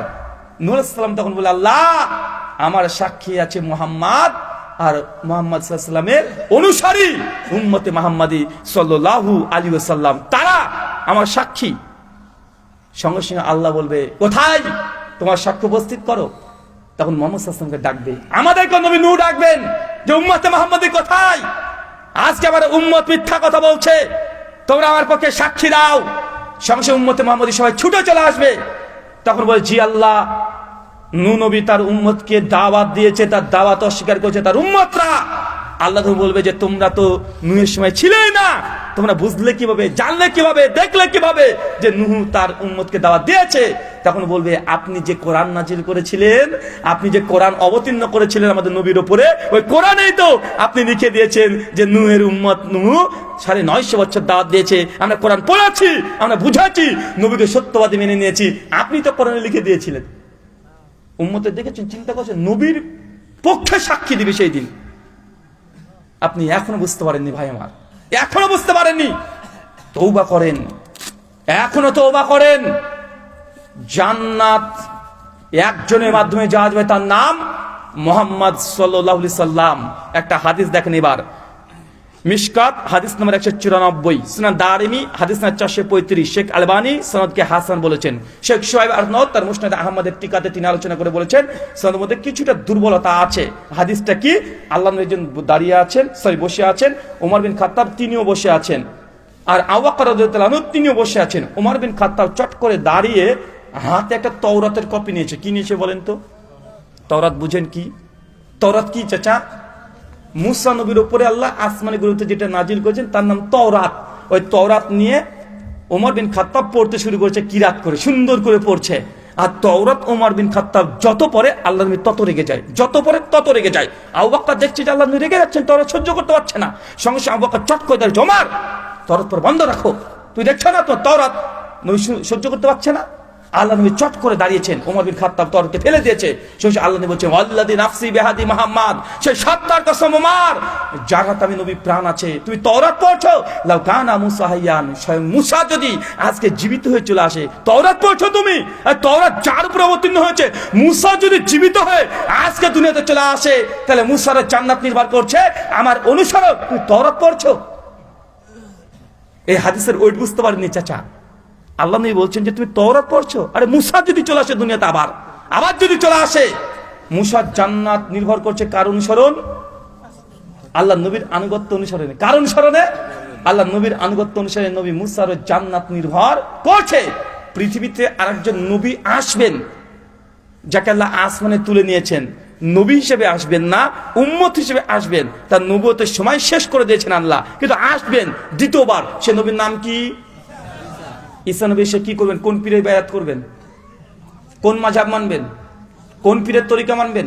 চিশতিয়া, কাদারিয়া, নাকশবন্দিয়া, মুজাদ্দিদিয়া, হানাফি, শাফি, মালিকি, হাম্বেলি, দেওবন্দি, বেরলবি, জামাত ইসলামী, চরমনাই, এনাদপুরি, জৌনপুরি, রাজারবাগি, ফুলতুলি, দেওয়ানবাগি, আটরশি, আরো যে কত বাগি আছে রে ভাই।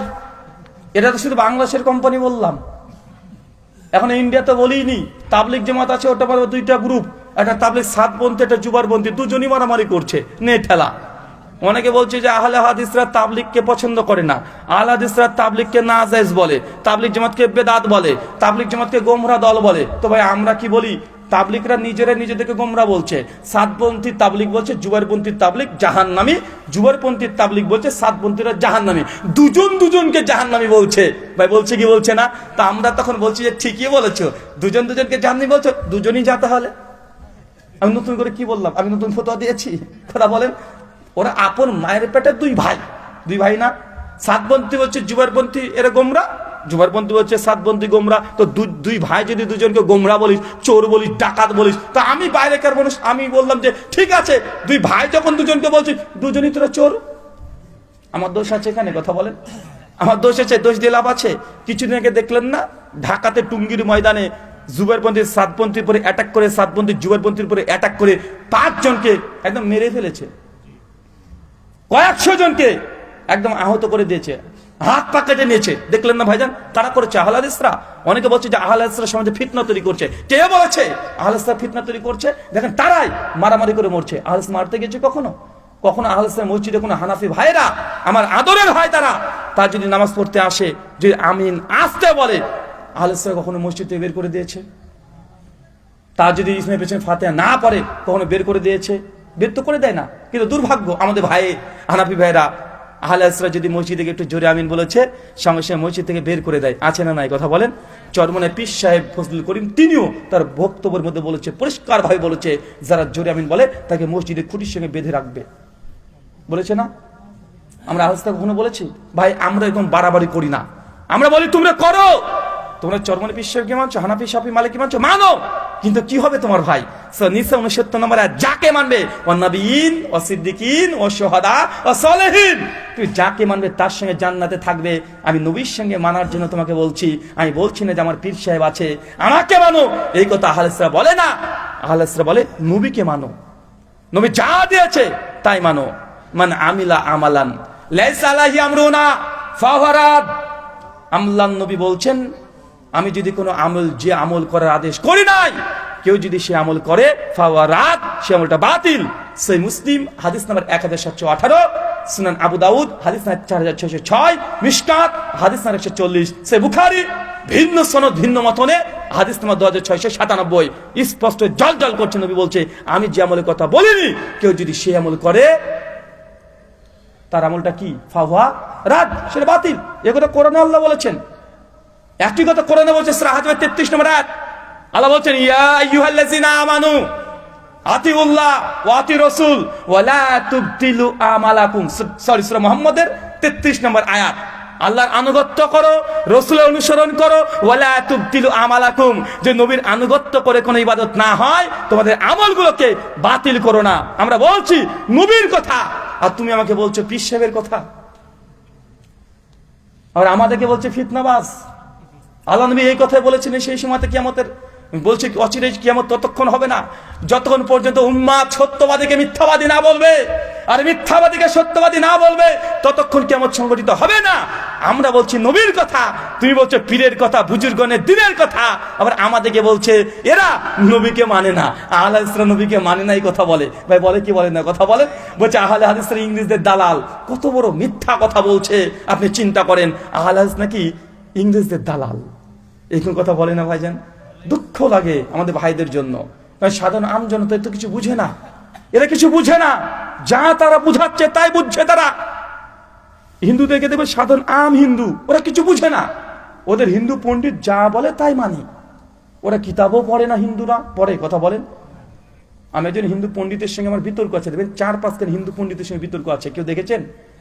হ্যাঁ দেখেছেন না? গরুর গোশত খাওয়া যাবে কি যাবে না? মহেন্দ্রপাল আর্যের সঙ্গে আমার ডিবেট আছে। মহেন্দ্রপাল আর্য যেমন তেমন ব্যক্তি নয়, ও ইন্ডিয়াতে প্রায় 30টার উপরে ডিবেট করেছে, টিভি মিডিয়াতে তিনি ডিবেট করেন। ডক্টর জাকির নাইককে 2004 থেকে তিনি চ্যালেঞ্জ করেছেন, ডক্টর জাকির নাইকের সঙ্গে তার ডিবেট হয়নি, তিনি ইন্ডিয়া থেকে চলে গিয়েছিলেন। তাই তিনি যখন চ্যালেঞ্জ করলেন, তখন আমি বলেছিলাম যে ডক্টর জাকির নাইকের সঙ্গে দরকার নেই, আমি আছি, আমার সঙ্গে বসে দেখা। ওর সঙ্গে ডিবেট হয়েছে 2020 সালে। 21শে মে বাংলাদেশে সে ফেস দ্য পিপুল একটা চ্যালেঞ্জ আছে, সাইফুল সাগর ভাই, উনি কানাডা থেকে তিনি ওই টিভি মিডিয়াকে তিনি সম্প্রচার করে। উনি বলেছিলেন যে হিন্দু ধর্মগ্রন্থে গরুর গোস্ত খাওয়ার কোনো কথাই নাই, অস্বীকার করেছে। আর আপনারা জানেন গোমাংস নিয়ে ইন্ডিয়াতে অনেক ঝামেলা হয়, অনেক মারামারি হয়, এমনকি যাদের ফ্রিজে গোমাংস পাওয়া গেছে হত্যা করেছে এরকম রিপোর্টে পাওয়া যায় কি যায় না? কথা বলেন। সব কথা খুলে খুলে পরিষ্কারভাবে বলা যায় না, প্রতিবন্ধকতা আছে, কেন আমাকেও যেতে হবে না, যেতে হবে। সব কথা খুলে বলতে নেই, সমাজদারকে নিয়ে ইশারাই কাফি। আপনারা বুঝতে পারছেন। আমি বললাম যে না, হিন্দু ধর্মেও একদম স্পষ্ট ভাবে গরু মাংস খাওয়ার কথা আছে। ডিবেট হয়েছে প্রায় 2.5 ঘন্টা। আমি বেদ থেকে রামায়ণ, মহাভারত, প্রাণশাস্ত্র, স্মৃতিশাস্ত্র, শ্রুতিশাস্ত্র থেকে 26খানা জলে প্রমাণ দেখিয়েছি যে হিন্দু ধর্মে গরু খাওয়া তো জায়েজ। বৃহদারণ্যক উপনিষদ 6 নম্বর অধ্যায় 4th কান্ডিকার 8 নম্বর মন্ত্রতে বলছে, কেউ যদি পণ্ডিত, বুদ্ধিমান, সুষ্ঠু, সবল সন্তান যদি পেতে চায়, তাহলে কচি গরুকে জবাই করে রান্না করে মাংসকে স্বামী স্ত্রী যদি মিলন করে, তাহলে বুদ্ধিমান সন্তান জন্মগ্রহণ করবে। কথা বুঝতে পারলেন না? আমি পণ্ডিতজিকে বলেছিলাম, পণ্ডিতজি বলছে দেখেন, পশুকে হত্যা করা এটা তো অন্যায়। কেন? বলছে এটা তো হিংসা ছড়াই। একটা পশুকে, নিরীহ পশুকে আপনি হত্যা করবেন? তাই পশু হত্যা করা একটা অন্যায়। একটা নিরীহ প্রাণীকে কেন হত্যা করবেন? অতএব এই জন্যই গোমাংস খাওয়া যাবে না। আমি বলেছিলাম যদি তাই যুক্তি হয় পণ্ডিতজি, যে নিরীহ প্রাণীকে হত্যা করা উচিত নয়, তাহলে মরা গরু খান, ও তো এমনি মারা গেছে, কষ্ট পাবে না। মরা গরু খান, তাহলে কষ্ট পাবে না। উনি যখন কিছু জবাব দিতে না পেরেছে, দেন আমাকে মাঝখানে গালিগালাজ করতে শুরু করেছিল না? আমি বলেছিলাম তাই মরা গরু খান, উনি সঙ্গে সে রেগে গেছেন। অনেকজন হিন্দু পণ্ডিতের সঙ্গে আমার বিতর্ক হয়েছে, মূর্তি পূজা করা যাবে কি যাবে না। সাধারণ আম হিন্দু তারা মূর্তি পূজা করে, কিন্তু হিন্দু পণ্ডিতরা কিন্তু ঠিকই জানে মূর্তি পূজা করা তাদের শাস্ত্রে নাই। শ্রীমদ ভগবত গীতা অধ্যায় নম্বর 9 শ্লোক নম্বর 23-24 শ্রীকৃষ্ণ তিনি বলছেন, ইয়া ওপি অন্য দেবতা ভক্তি যে জানন্তে শ্রদ্ধানিতা তে ওপি মামব কন্ত্য যে জানন্তে অবাদি পূর্বকাম। কি ভাবলেন যে পণ্ডিত চলে আসলো কোথা থেকে? আবার মন্ত্র বলছে, ইয়া ওপি অন্য দেবতা ভক্তি যে জানন্তে শ্রদ্ধানিতা তে ওপি মাম এবং কন্ত্য যে জানন্তে অবাদি পূর্বকাম। হে অর্জুন, যারা এক ঈশ্বরকে বাদ দিয়ে অন্য দেবতাদের পূজা অর্চনা করে, সে কখনোই সে উপাসনা, আরাধনা, গুণকীর্তন, নাম, জপ তপ, ইবাদত, কর্ম যেই ভাষায় অনুবাদ করেন না কেন, কখনোই সে মোক্ষ লাভ করতে পারবে না, মানে স্বর্গে যেতে পারবে না। মুসলমানদের ভাষা অনুযায়ী জান্নাতে প্রবেশ করতে পারবে না। কে যে অনেকগুলো দেব দেবতার পুজো করে, সে কখনোই স্বর্গে যেতে পারবে না। গীতা 9ম অধ্যায় 23 এবং 24 নম্বর মন্ত্র তথা শ্লোকে পরিষ্কার বলছে। ওই দেখবেন যখন হিন্দু পণ্ডিতরা দেবী দুর্গা পুজো করে, দেখবেন কি বলে জানেন? মন্ত্র বলে, ইয়া দেবী সর্বভূতেষু মাতৃরূপে সুসংস্থিতাঃ নমস্তাস্যৈ নমস্তাস্যৈ নমস্তাস্যৈ নমো নমঃ। ইয়া দেবী সর্বভূতেষু লক্ষ্মী রূপে সুসংস্থিতাঃ নমস্তাস্যৈ নমস্তাস্যৈ নমস্তাস্যৈ নমো নমঃ। বলতেই থাকে। দুর্গাপূজার সময় শোনেন না? এবার বলে না? কি বলছে জানেন? এটা সংস্কৃত, বাংলা করলে কি হয়? ইয়া দেবী, দেবী এটা স্ত্রীলিঙ্গ না পুংলিঙ্গ? মাতৃরূপে, মা স্ত্রীলিঙ্গ না পুংলিঙ্গ? স্ত্রীলিঙ্গ। শ্বেতাসূত্র উপনিষদ অধ্যায় 6 শ্লোক নম্বর 9 বলছে, ঈশ্বরের ডেফিনিশন দিচ্ছে, নাচস্যে কাশ্চিৎ পাতিরস্তি লোক নাচেসিতা শিকারানাম করণপাদিপ নাচস্যে কাশ্চিৎ জনিতা না যেদিপা। যিনি ঈশ্বর হবেন নচা লিঙ্গামা, সে নারীও হবেন না, পুরুষও হবেন না। মন্ত্র বলছে যিনি ঈশ্বর হবেন তিনি নারীও হবেন না, পুরুষও হবেন না। তো দেবী দুর্গা একটা নারী মূর্তি আমরা দেখতে পাচ্ছি। মন্ত্রে বলছে ইয়া দেবী। ঠাকুর কিন্তু জানে। ঠাকুর জানে কি জানে না? কথা বলেন। ও জানে না তা নয়। আমাদের যে পীর সাহেব ওরাও জানে, ওরাও পড়ে। কি পড়ে?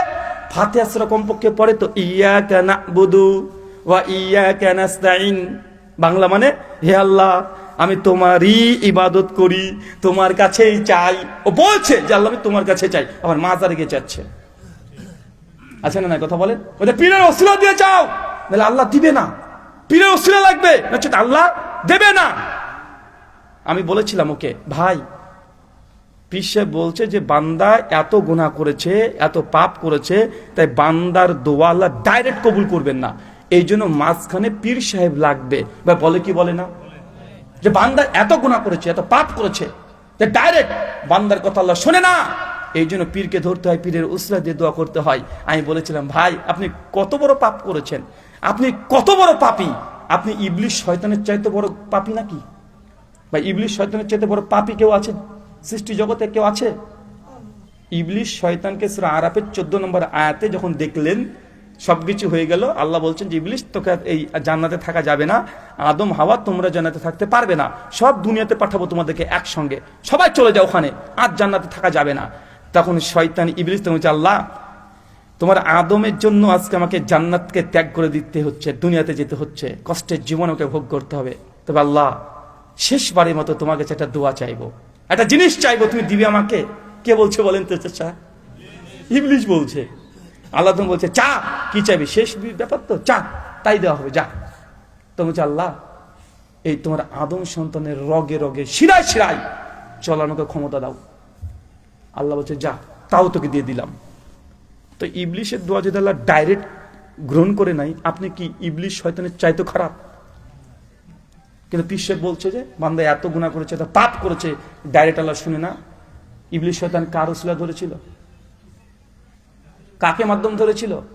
ইয়াকা না'বুদু ওয়া ইয়াকা নাস্তাইন, আল্লাহ আমি তোমারই ইবাদত করি আর ডাইরেক্ট তোমার কাছে চাই, মাঝখানে কোনো ভাই মাধ্যম নাই।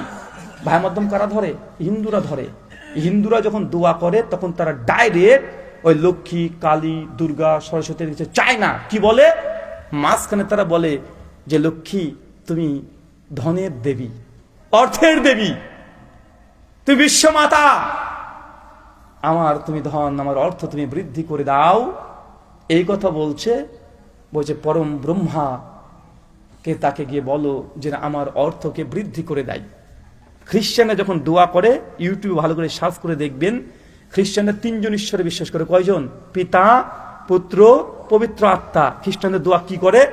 যিশু খ্রিস্টকে তারা ঈশ্বরের পুত্র মনে করে না, ঈসা নবীকে ঈশ্বরের পুত্র মনে করে না, আল্লাহ পুত্র মনে করে না। ওদের প্রার্থনা যখন করে এইভাবে প্রার্থনা করে দেবেন, হে স্বর্গীয় পিতা তোমার রাজ্য আসুক, তোমার কাছে কেউ চাইলে তুমি কখনো তাকে খালি হাতে ফেরত দাও না। হে স্বর্গীয় পিতা, পিতা পুত্র পবিত্র আত্মার নামে তোমার কাছে চাইছি, তুমি তোমার পুত্রকে এতই ভালোবাসো যে তুমি তাকে দুনিয়াতে পাঠিয়েছো অনন্ত জীবনের জন্য। আমি প্রভু যিশুর নামে তোমার কাছে প্রার্থনা করছি, আমার মনের বাসনা পূর্ণ করো। এই শব্দ দিয়েই খ্রিস্টানরা দোয়া করে। মানে ঈসা নবীকে মাঝখানে কি ধরেছে? ওসিলা ধরেছে। তো পীর সাহেব ওই লক্ষ্মীর, দুর্গা, কালী, সরস্বতীর মতো ভূমিকা পালন করছে। কথা বুঝতে পারলেন না? আপনি বুঝতে পারছেন না ভাইজান, আল্লাহ কি, নবী কি আপনি এখনো বুঝেন নাই। তার জন্য এখন আপনার পীর ধরা লাগে, আপনাকে এখনো মাযহাব ধরা লাগে। আল্লাহ সুবহানাহু ওয়া তাআলা আমাদের বোঝার তৌফিক দান করে। সকলে পড়ি আমিন। শর্মাতে শুধু জান্নাতে যদি নবীর সঙ্গে থাকতে চান, একটাই মাধ্যম, নবীর আনুগত্য, অনুসরণ। মাঝখানে কোনো পীর বাবা, কোনো মাযহাব এটা যেন না আসে। আর দুটো আমলের কথা বলবো, যে আমল দুটো এক লাইনে বলে দিব। এক, সুনান আবু দাউদ 1320, আল্লাহ নবীর কাছে একজন সাহাবী এসে বলছেন যে ইয়া রাসূলুল্লাহ আপনি রাত্রে কেমন কেমন আমল করেন আমি দেখতে চাই। কেন? নবী তাহাজ্জুদের নামাজ, নফল নামাজ বাড়িতে পড়ে, মসজিদে পড়ে না, তাই নবী কি যে আমল করে সবাই তো দেখতে পায় না। ওই সাহাবী চলে এসেছে নবীর কাছে রাত্রিবেলাতে, আল্লাহ নবী আমি রাত্রের আমল দেখবো। তো আচ্ছা ঠিক আছে, দেখবে, কোনো সমস্যা নেই।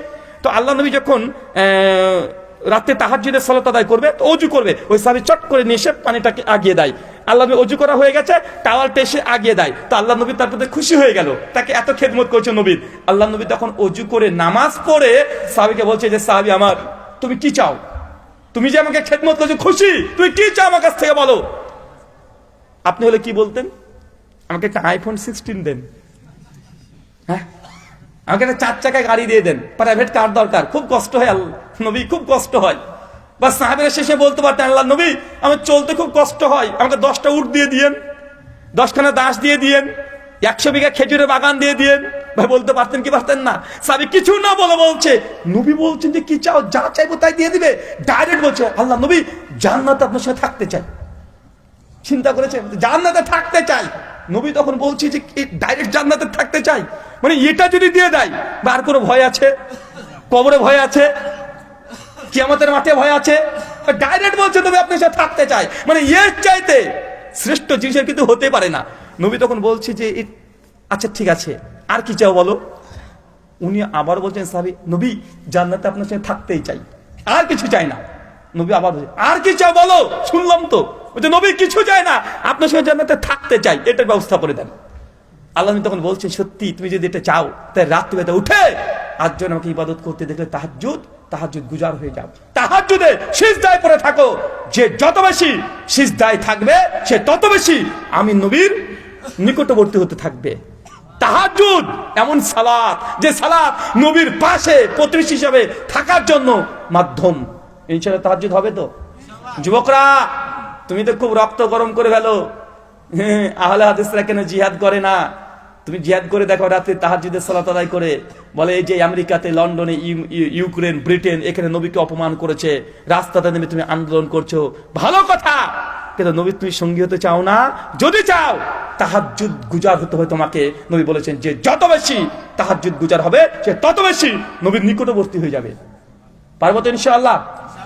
পারবো? সুনান তিরমিজি 568 নম্বর হাদিস। আর একটা হাদিস আপনাকে দিয়ে যাই।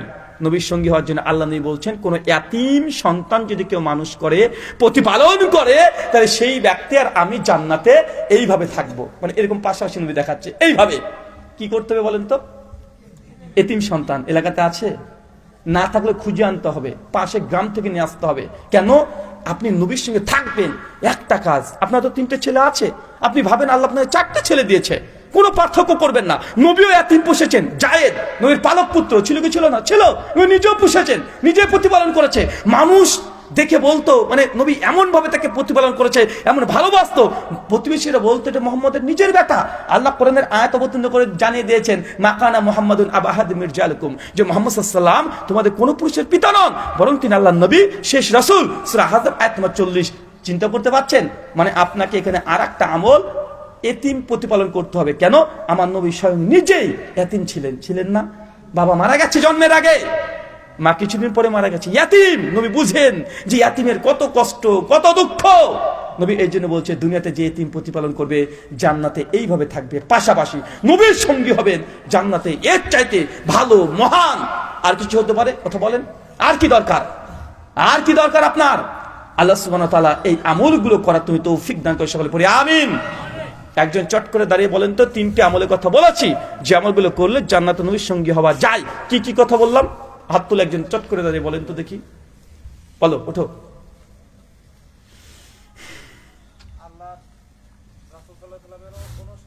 মাশাআল্লাহ, এক নবীর আনুগত্য অনুসরণ সব জায়গাতে, নামাজ, রোজা, হজ, যাকাত, ড্রেস, পোশাক, আশাক, বিবাহ, শাদী, সবকিছুতে দেখতে হবে নবী করেছেন কিনা। পীর কি করেছেন দরকার নাই, মাঝহাবে কি আছে দেখার দরকার নাই, সমাজে কি আছে দেখার দরকার নাই। প্রশ্ন করবেন নবী করেছে কিনা। করেছে, করব। ভালো হোক খারাপ হোক যা হোক, নবী করেছে, করব। কথা বুঝতে পারলেন? 1 2 তাহাজ্জুদের সালাত, মাশাআল্লাহ, ইনশাআল্লাহ তাহাজ্জুদ হবে। 3 মাশাআল্লাহ, ইয়াতিমের প্রতিপালন। এই 3টে আমল আপনাকে বলে গেলাম, আরো কিছু হাদিসে পাওয়া যায়, তবে 3টে আমল করেন ইনশাআল্লাহ। আল্লাহ 3টে আমলে যে কোনো একটা আমলের বরকতে, ওসিলায় তুমি আমাদেরকে নবীর সঙ্গী হওয়া তৌফিক দান করে, সকলে পড়ি আমিন। আল্লাহ তোমার নবীর দুনিয়াতে আমরা সাহাবীর সঙ্গী হতে পারি নাই, মৃত্যুর পর জান্নাতে যেন তুমি নবীর সঙ্গী হতে পারি, সেই তৌফিক তুমি দান করো, সকলে পড়ি আমিন। প্রশ্নোত্তর হবে না ছুটি ঘন্টা? না আরে বাবা, 12টা 3 বেজে গেছে। আপনারা কয় তারিখে প্রোগ্রাম রেখেছিলেন? আমি যে পারি না যে। আচ্ছা, আজ কয় তারিখে আপনাদের প্রোগ্রাম ছিল চাচা? 23 তারিখ। আজ কয় তারিখ? মোবাইল দেখেন। কয় তারিখ চাচা? 24 তারিখ হয়ে গেছে, শেষ ঘন্টা। इसके যদি ঘন্টা পড়ে যায় তাহলে কি আর হয়? শেষ। আবু সাইদ বলে একজন দিনী ভাই, তিনি 5000 টাকা দান করেছেন। আল্লাহ সুবহানাহু ওয়া তাআলা তুমি তার দান কবুল করে নাও, আমিন। সানোয়ার ভাই 3000 টাকা। সামার ভাই, সানোয়ার ভাই সানোয়ার ভাই 3000 টাকা দান করেছেন। আল্লাহ তুমি তারও দান কবুল করে নাও, আমিন। আল্লাহুম্মা সাল্লি আলাইহি আল্লাহুম্মা বারিক আলাইহি। মাসুদ রানা 1000 টাকা দান করেছেন। 500 টাকা সানোয়ার ভাই ছোট ভাই দান করেছেন। আল্লাহ তাদের প্রত্যেকের দান তুমি কবুল করে নাও, আমিন। জি, প্রশ্ন। প্রথম প্রশ্ন, নবীকে নূরের তৈরি বলে খাটো করা হয় কি? নবীকে নূরের তৈরি বললে কি খাটো করা হয়? প্রথম কথা হচ্ছে, ফেরেশতার মর্যাদা বেশি না মানুষের মর্যাদা বেশি? মানুষ কিসের তৈরি?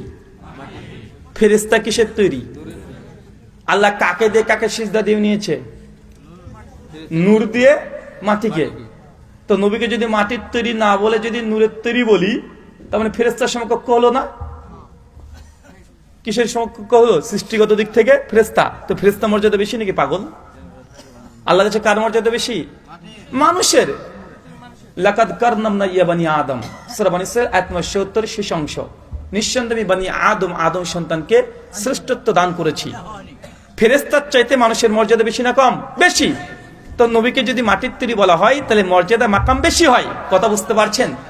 আল্লাহ সুবহানাহু ওয়া তাআলা কোরআনুল কারীমে জানিয়ে দিয়েছেন, কুল ইন্নামা আনা বাশারুম মিসলুকুম। হে নবী, আপনি মানুষকে জানিয়ে দেন আপনি একজন বাশার। বাশার মানে কি? মানুষ, মাটির তৈরি মানুষ আপনি একজন। সূরা কাহফ আয়াত নম্বর 110, সূরা বানী ইসরাঈল আয়াত নম্বর 93-94, সূরা হামিম সাজদা আয়াত নম্বর 6 এবং 7, তিনটে আয়াতে আল্লাহ সুবহানাহু ওয়া তাআলা এই কথা জানিয়ে দিয়েছেন। নবীজি নূরের তৈরি না মাটির তৈরি? এটা একটা জবর সমস্যা। তাই মনে রাখবেন, আল্লাহ সুবহানাহু ওয়া তাআলা কোরআনে নবীকে নূর বলেছে। কি বলেছে বলেন তো চাচা? কোরআনের সূরা মাইদার 15 নম্বর আয়াত খুলে দেখেন, আল্লাহ বলছেন, কদ জাআকুম মিনাল্লাহি নূর ওয়া কিতাবুন মুবিন। হে মানুষ, আমি তোমাদের মধ্যে একটা কিতাবুল মুবিন, মানে এই কিতাবটাকে পাঠিয়েছি এবং সঙ্গে সঙ্গে একটা নূর পাঠিয়েছি। এই নূর মানে কি? ইবনু কাসির রাহিমাহুল্লাহ সূরা মাইদার 15 নম্বর আয়াতের ব্যাখ্যা করতে গিয়ে বলছেন, এই নূর ইয়ানি মুহাম্মদ সাল্লাল্লাহু আলাইহি ওয়াসাল্লাম। তার মানে বোঝা গেল নবীকে আল্লাহ কোরআনে কি বলেছেন? নূর বলেছেন। এখন নবীকে তো নূর বলেছে, কিন্তু নূরের তৈরি বলেনি। কথা বুঝতে পারলেন?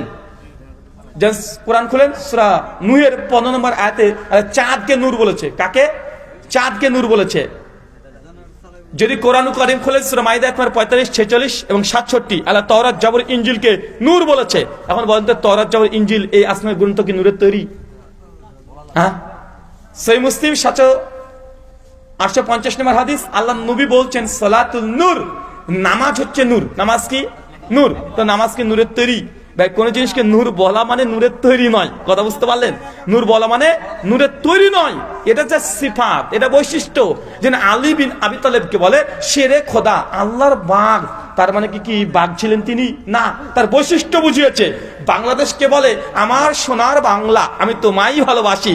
বাংলাদেশকে বলে সোনার বাংলা। তো বাংলাদেশ কি সোনা দিয়ে তৈরি নাকি? এটা কি? এটা মহাত্মা। বৈশিষ্ট্য বর্ণনা করতে গিয়ে কথা বলা হয়েছে। এটা সৃষ্টিগত নয়, এটাকে বলা হয় অ্যাট্রিবিউটস তথা বৈশিষ্ট্য, সিফাত, বিশেষণ। তো নবী তিনি সৃষ্টিগত নূর নয়, তিনি বৈশিষ্ট্যগত নূর। কোরআন সৃষ্টিগত নূর নয়, বৈশিষ্ট্যগত নূর। চাঁদ সৃষ্টিগত নূর নয়, বৈশিষ্ট্যগত নূর। ইসলাম সৃষ্টিগত নূর নয়, বৈশিষ্ট্যগত নূর। আল্লাহ কোরআনকে কেন নূর বলেছে? নূর মানে হচ্ছে আলো, জ্যোতি। কোরআন মানুষকে জান্নাতের রাস্তা দেখায়, এই জন্য কোরআনকে বলেছে নূর। চাঁদ রাত্রেবেলাতে মানুষকে আলো দেয়, চাঁদকে বলেছে নূর। নামাজ মানুষকে জান্নাতে নিয়ে যায়, তাদের নামাজকে বলেছে নূর।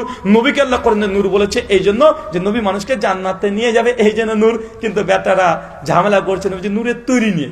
কথা বুঝতে পারলেন না? শুকরান। মসজিদের মাইকে টিকা দেওয়া, মক্তবের ছাত্র ডাকা ও মৃত ব্যক্তি প্রচার করা যাবে কি? মসজিদ থেকে মৃত ব্যক্তির ঘোষণা, জুতো হারিয়ে গেছে তার ঘোষণা, মক্তবে পড়তে আসবে এই ঘোষণা করা যাবে কি যাবে না? সহিহ বুখারীর স্পষ্ট হাদিস বর্ণনা আছে, আল্লাহ নবী বলেছেন, মসজিদ থেকে কোনো জিনিসের ঘোষণা দেওয়া নিষিদ্ধ। এমনকি আমি আপনাদের মসজিদে ঢুকেছি, আমার মোবাইলটা ভুল করে রেখে দিয়েছি, একটুবার মসজিদ থেকে বেরিয়ে এসেছি, এসে মনে পড়লো মোবাইল তো আমি ভুলে গেছি। এখন মসজিদে ঢুকে বলছি, ভাই আমার মোবাইলটা রেখেছিলাম, কেউ দেখেছেন? কেউ দেখেছেন? আল্লাহ নবী বলছেন তখন মুসল্লিদেরকে বলতে হবে যে আল্লাহ রুহুল আমিন ভাইয়ের মোবাইল যেন না পাই। কথা বুঝতে পারলেন? নবী সুন্নাত, নবী বলতে বলেছেন যে না পাই। মসজিদ থেকে কোনো ঘোষণা চলবে না। শুধুমাত্র শাইখুল ইসলাম ইবনে তাইমিয়া রাহিমাহুল্লাহ বলেছেন তার মাজমুআল ফাতোয়ার মধ্যে দুটো ইনসিডেন্ট ঘটনা যদি ঘটে যায় সেক্ষেত্রে মসজিদ মাইক ব্যবহার করতে পারবে বা মসজিদ থেকে ঘোষণা দিতে পারবে। এক, বড় কোনো ঘটনা দেখা যাচ্ছে যে এলাকাতে চোর পড়েছে, ডাকাত পড়েছে, জঙ্গি সন্ত্রাসী আতঙ্কবাদী বেধর্মীরা এসে মুসলিমদের উপরে আক্রমণ করতে চলে এসেছে হঠাৎ করে, শেষে মসজিদে যারা আছে তারা মানে জোরে মাইক দিয়ে কথা বলে মানুষকে জাগিয়ে দিতে পারে, মুসলিমদেরকে সতর্ক করে দিতে পারে, এই একটা ঘটনা। দুই, বড় মসজিদ, হাজার হাজার মানুষ হয় না, মসজিদুল হারাম 25 লাখ মানুষ আটে, কত লাখ? 25 লাখ। ওই জায়গাতে যদি কোনো মানুষ হারিয়ে যায়, কে হারিয়ে যায়? কোনো মানুষ, কোনো বাচ্চা হারিয়ে গেছে, ওই সময়তে মানুষ যদি হারিয়ে যায়, এত বড় মসজিদ যে বাচ্চাকে খুঁজে পাচ্ছেন না, সেক্ষেত্রে মসজিদের মাইক বা মসজিদ থেকে অ্যানাউন্স ঘোষণা করা যাবে, এ ব্যতীত আর ঘোষণা করা যাবে না। কার চটি হারিয়ে গেছে, মসজিদের মাইক বলে এই হাবলা আমার চটি ক্যাবলা নিয়ে চলে গেল, তাতে দিয়ে যা, ভাই এমন কথা বলে না, মসজিদ থেকে ঘোষণা দেওয়া যাবে না। প্রয়োজন হলে এলাকাতে কোনো ক্লাব ঘর আছে, মসজিদের বাইরে একটা মাইক লাগান, অ্যানাউন্স করার জন্য আলাদা মাইক ব্যবহার করেন। এত কিছু করতে পেরেছেন, একটা আলাদা জায়গা করেন না, করছেন না কেন? করবেন, যদি ঘোষণা করার প্রয়োজন হয় কবরস্থানে করে ফেলেন, আপনাদের এলাকাতে মসজিদের বাইরে করেন, একটা এই আশেপাশে একটা খুঁটি দিয়ে একটা মাইক করে দেন। ঘোষণাটা যদি এত জরুরত হয় মসজিদে করবেন কেন? এটা নবী সুন্নাতের মানে খিলাফে সুন্নাত, এই খিলাফে সুন্নাত কাজ করলে নবীর সঙ্গী হওয়া যাবে না। শুকরান। জাযাকাল্লাহ খাইরান। কেবল প্রশ্ন করলাম না, সকল ফরজ কি সুন্নাত? সকল ফরজ কি সুন্নাত? হাদিসের ভাষায় কোনো কোনো সময়তে সুন্নাত শব্দ ব্যবহার করা হয় ফরজ ওয়াজিবের জন্য, কখনো কখনো সুন্নাত শব্দ ব্যবহার করা হয় মুস্তাহাব আমলের জন্য। যেমন ওই যে সহিহ বুখারী কিতাবুন নিকাহ ৫৬৩ নম্বর হাদিস, আল্লাহ নবী বলছেন আর নিকাহু মিনাস সুন্নাতি, বিয়ে করা আমার সুন্নাত। এই সুন্নাত মানে কি? সুন্নাত ফোকাদের দৃষ্টিতে সুন্নাত মানে কি? ওয়াজিব। বিয়ে করা কি? সমস্ত ফোকার একমত কি? ওয়াজিব। তো হাদিসের যেই ভাষাতে সুন্নাত ব্যবহার করা হয় ওটা সুন্নাতই নয়।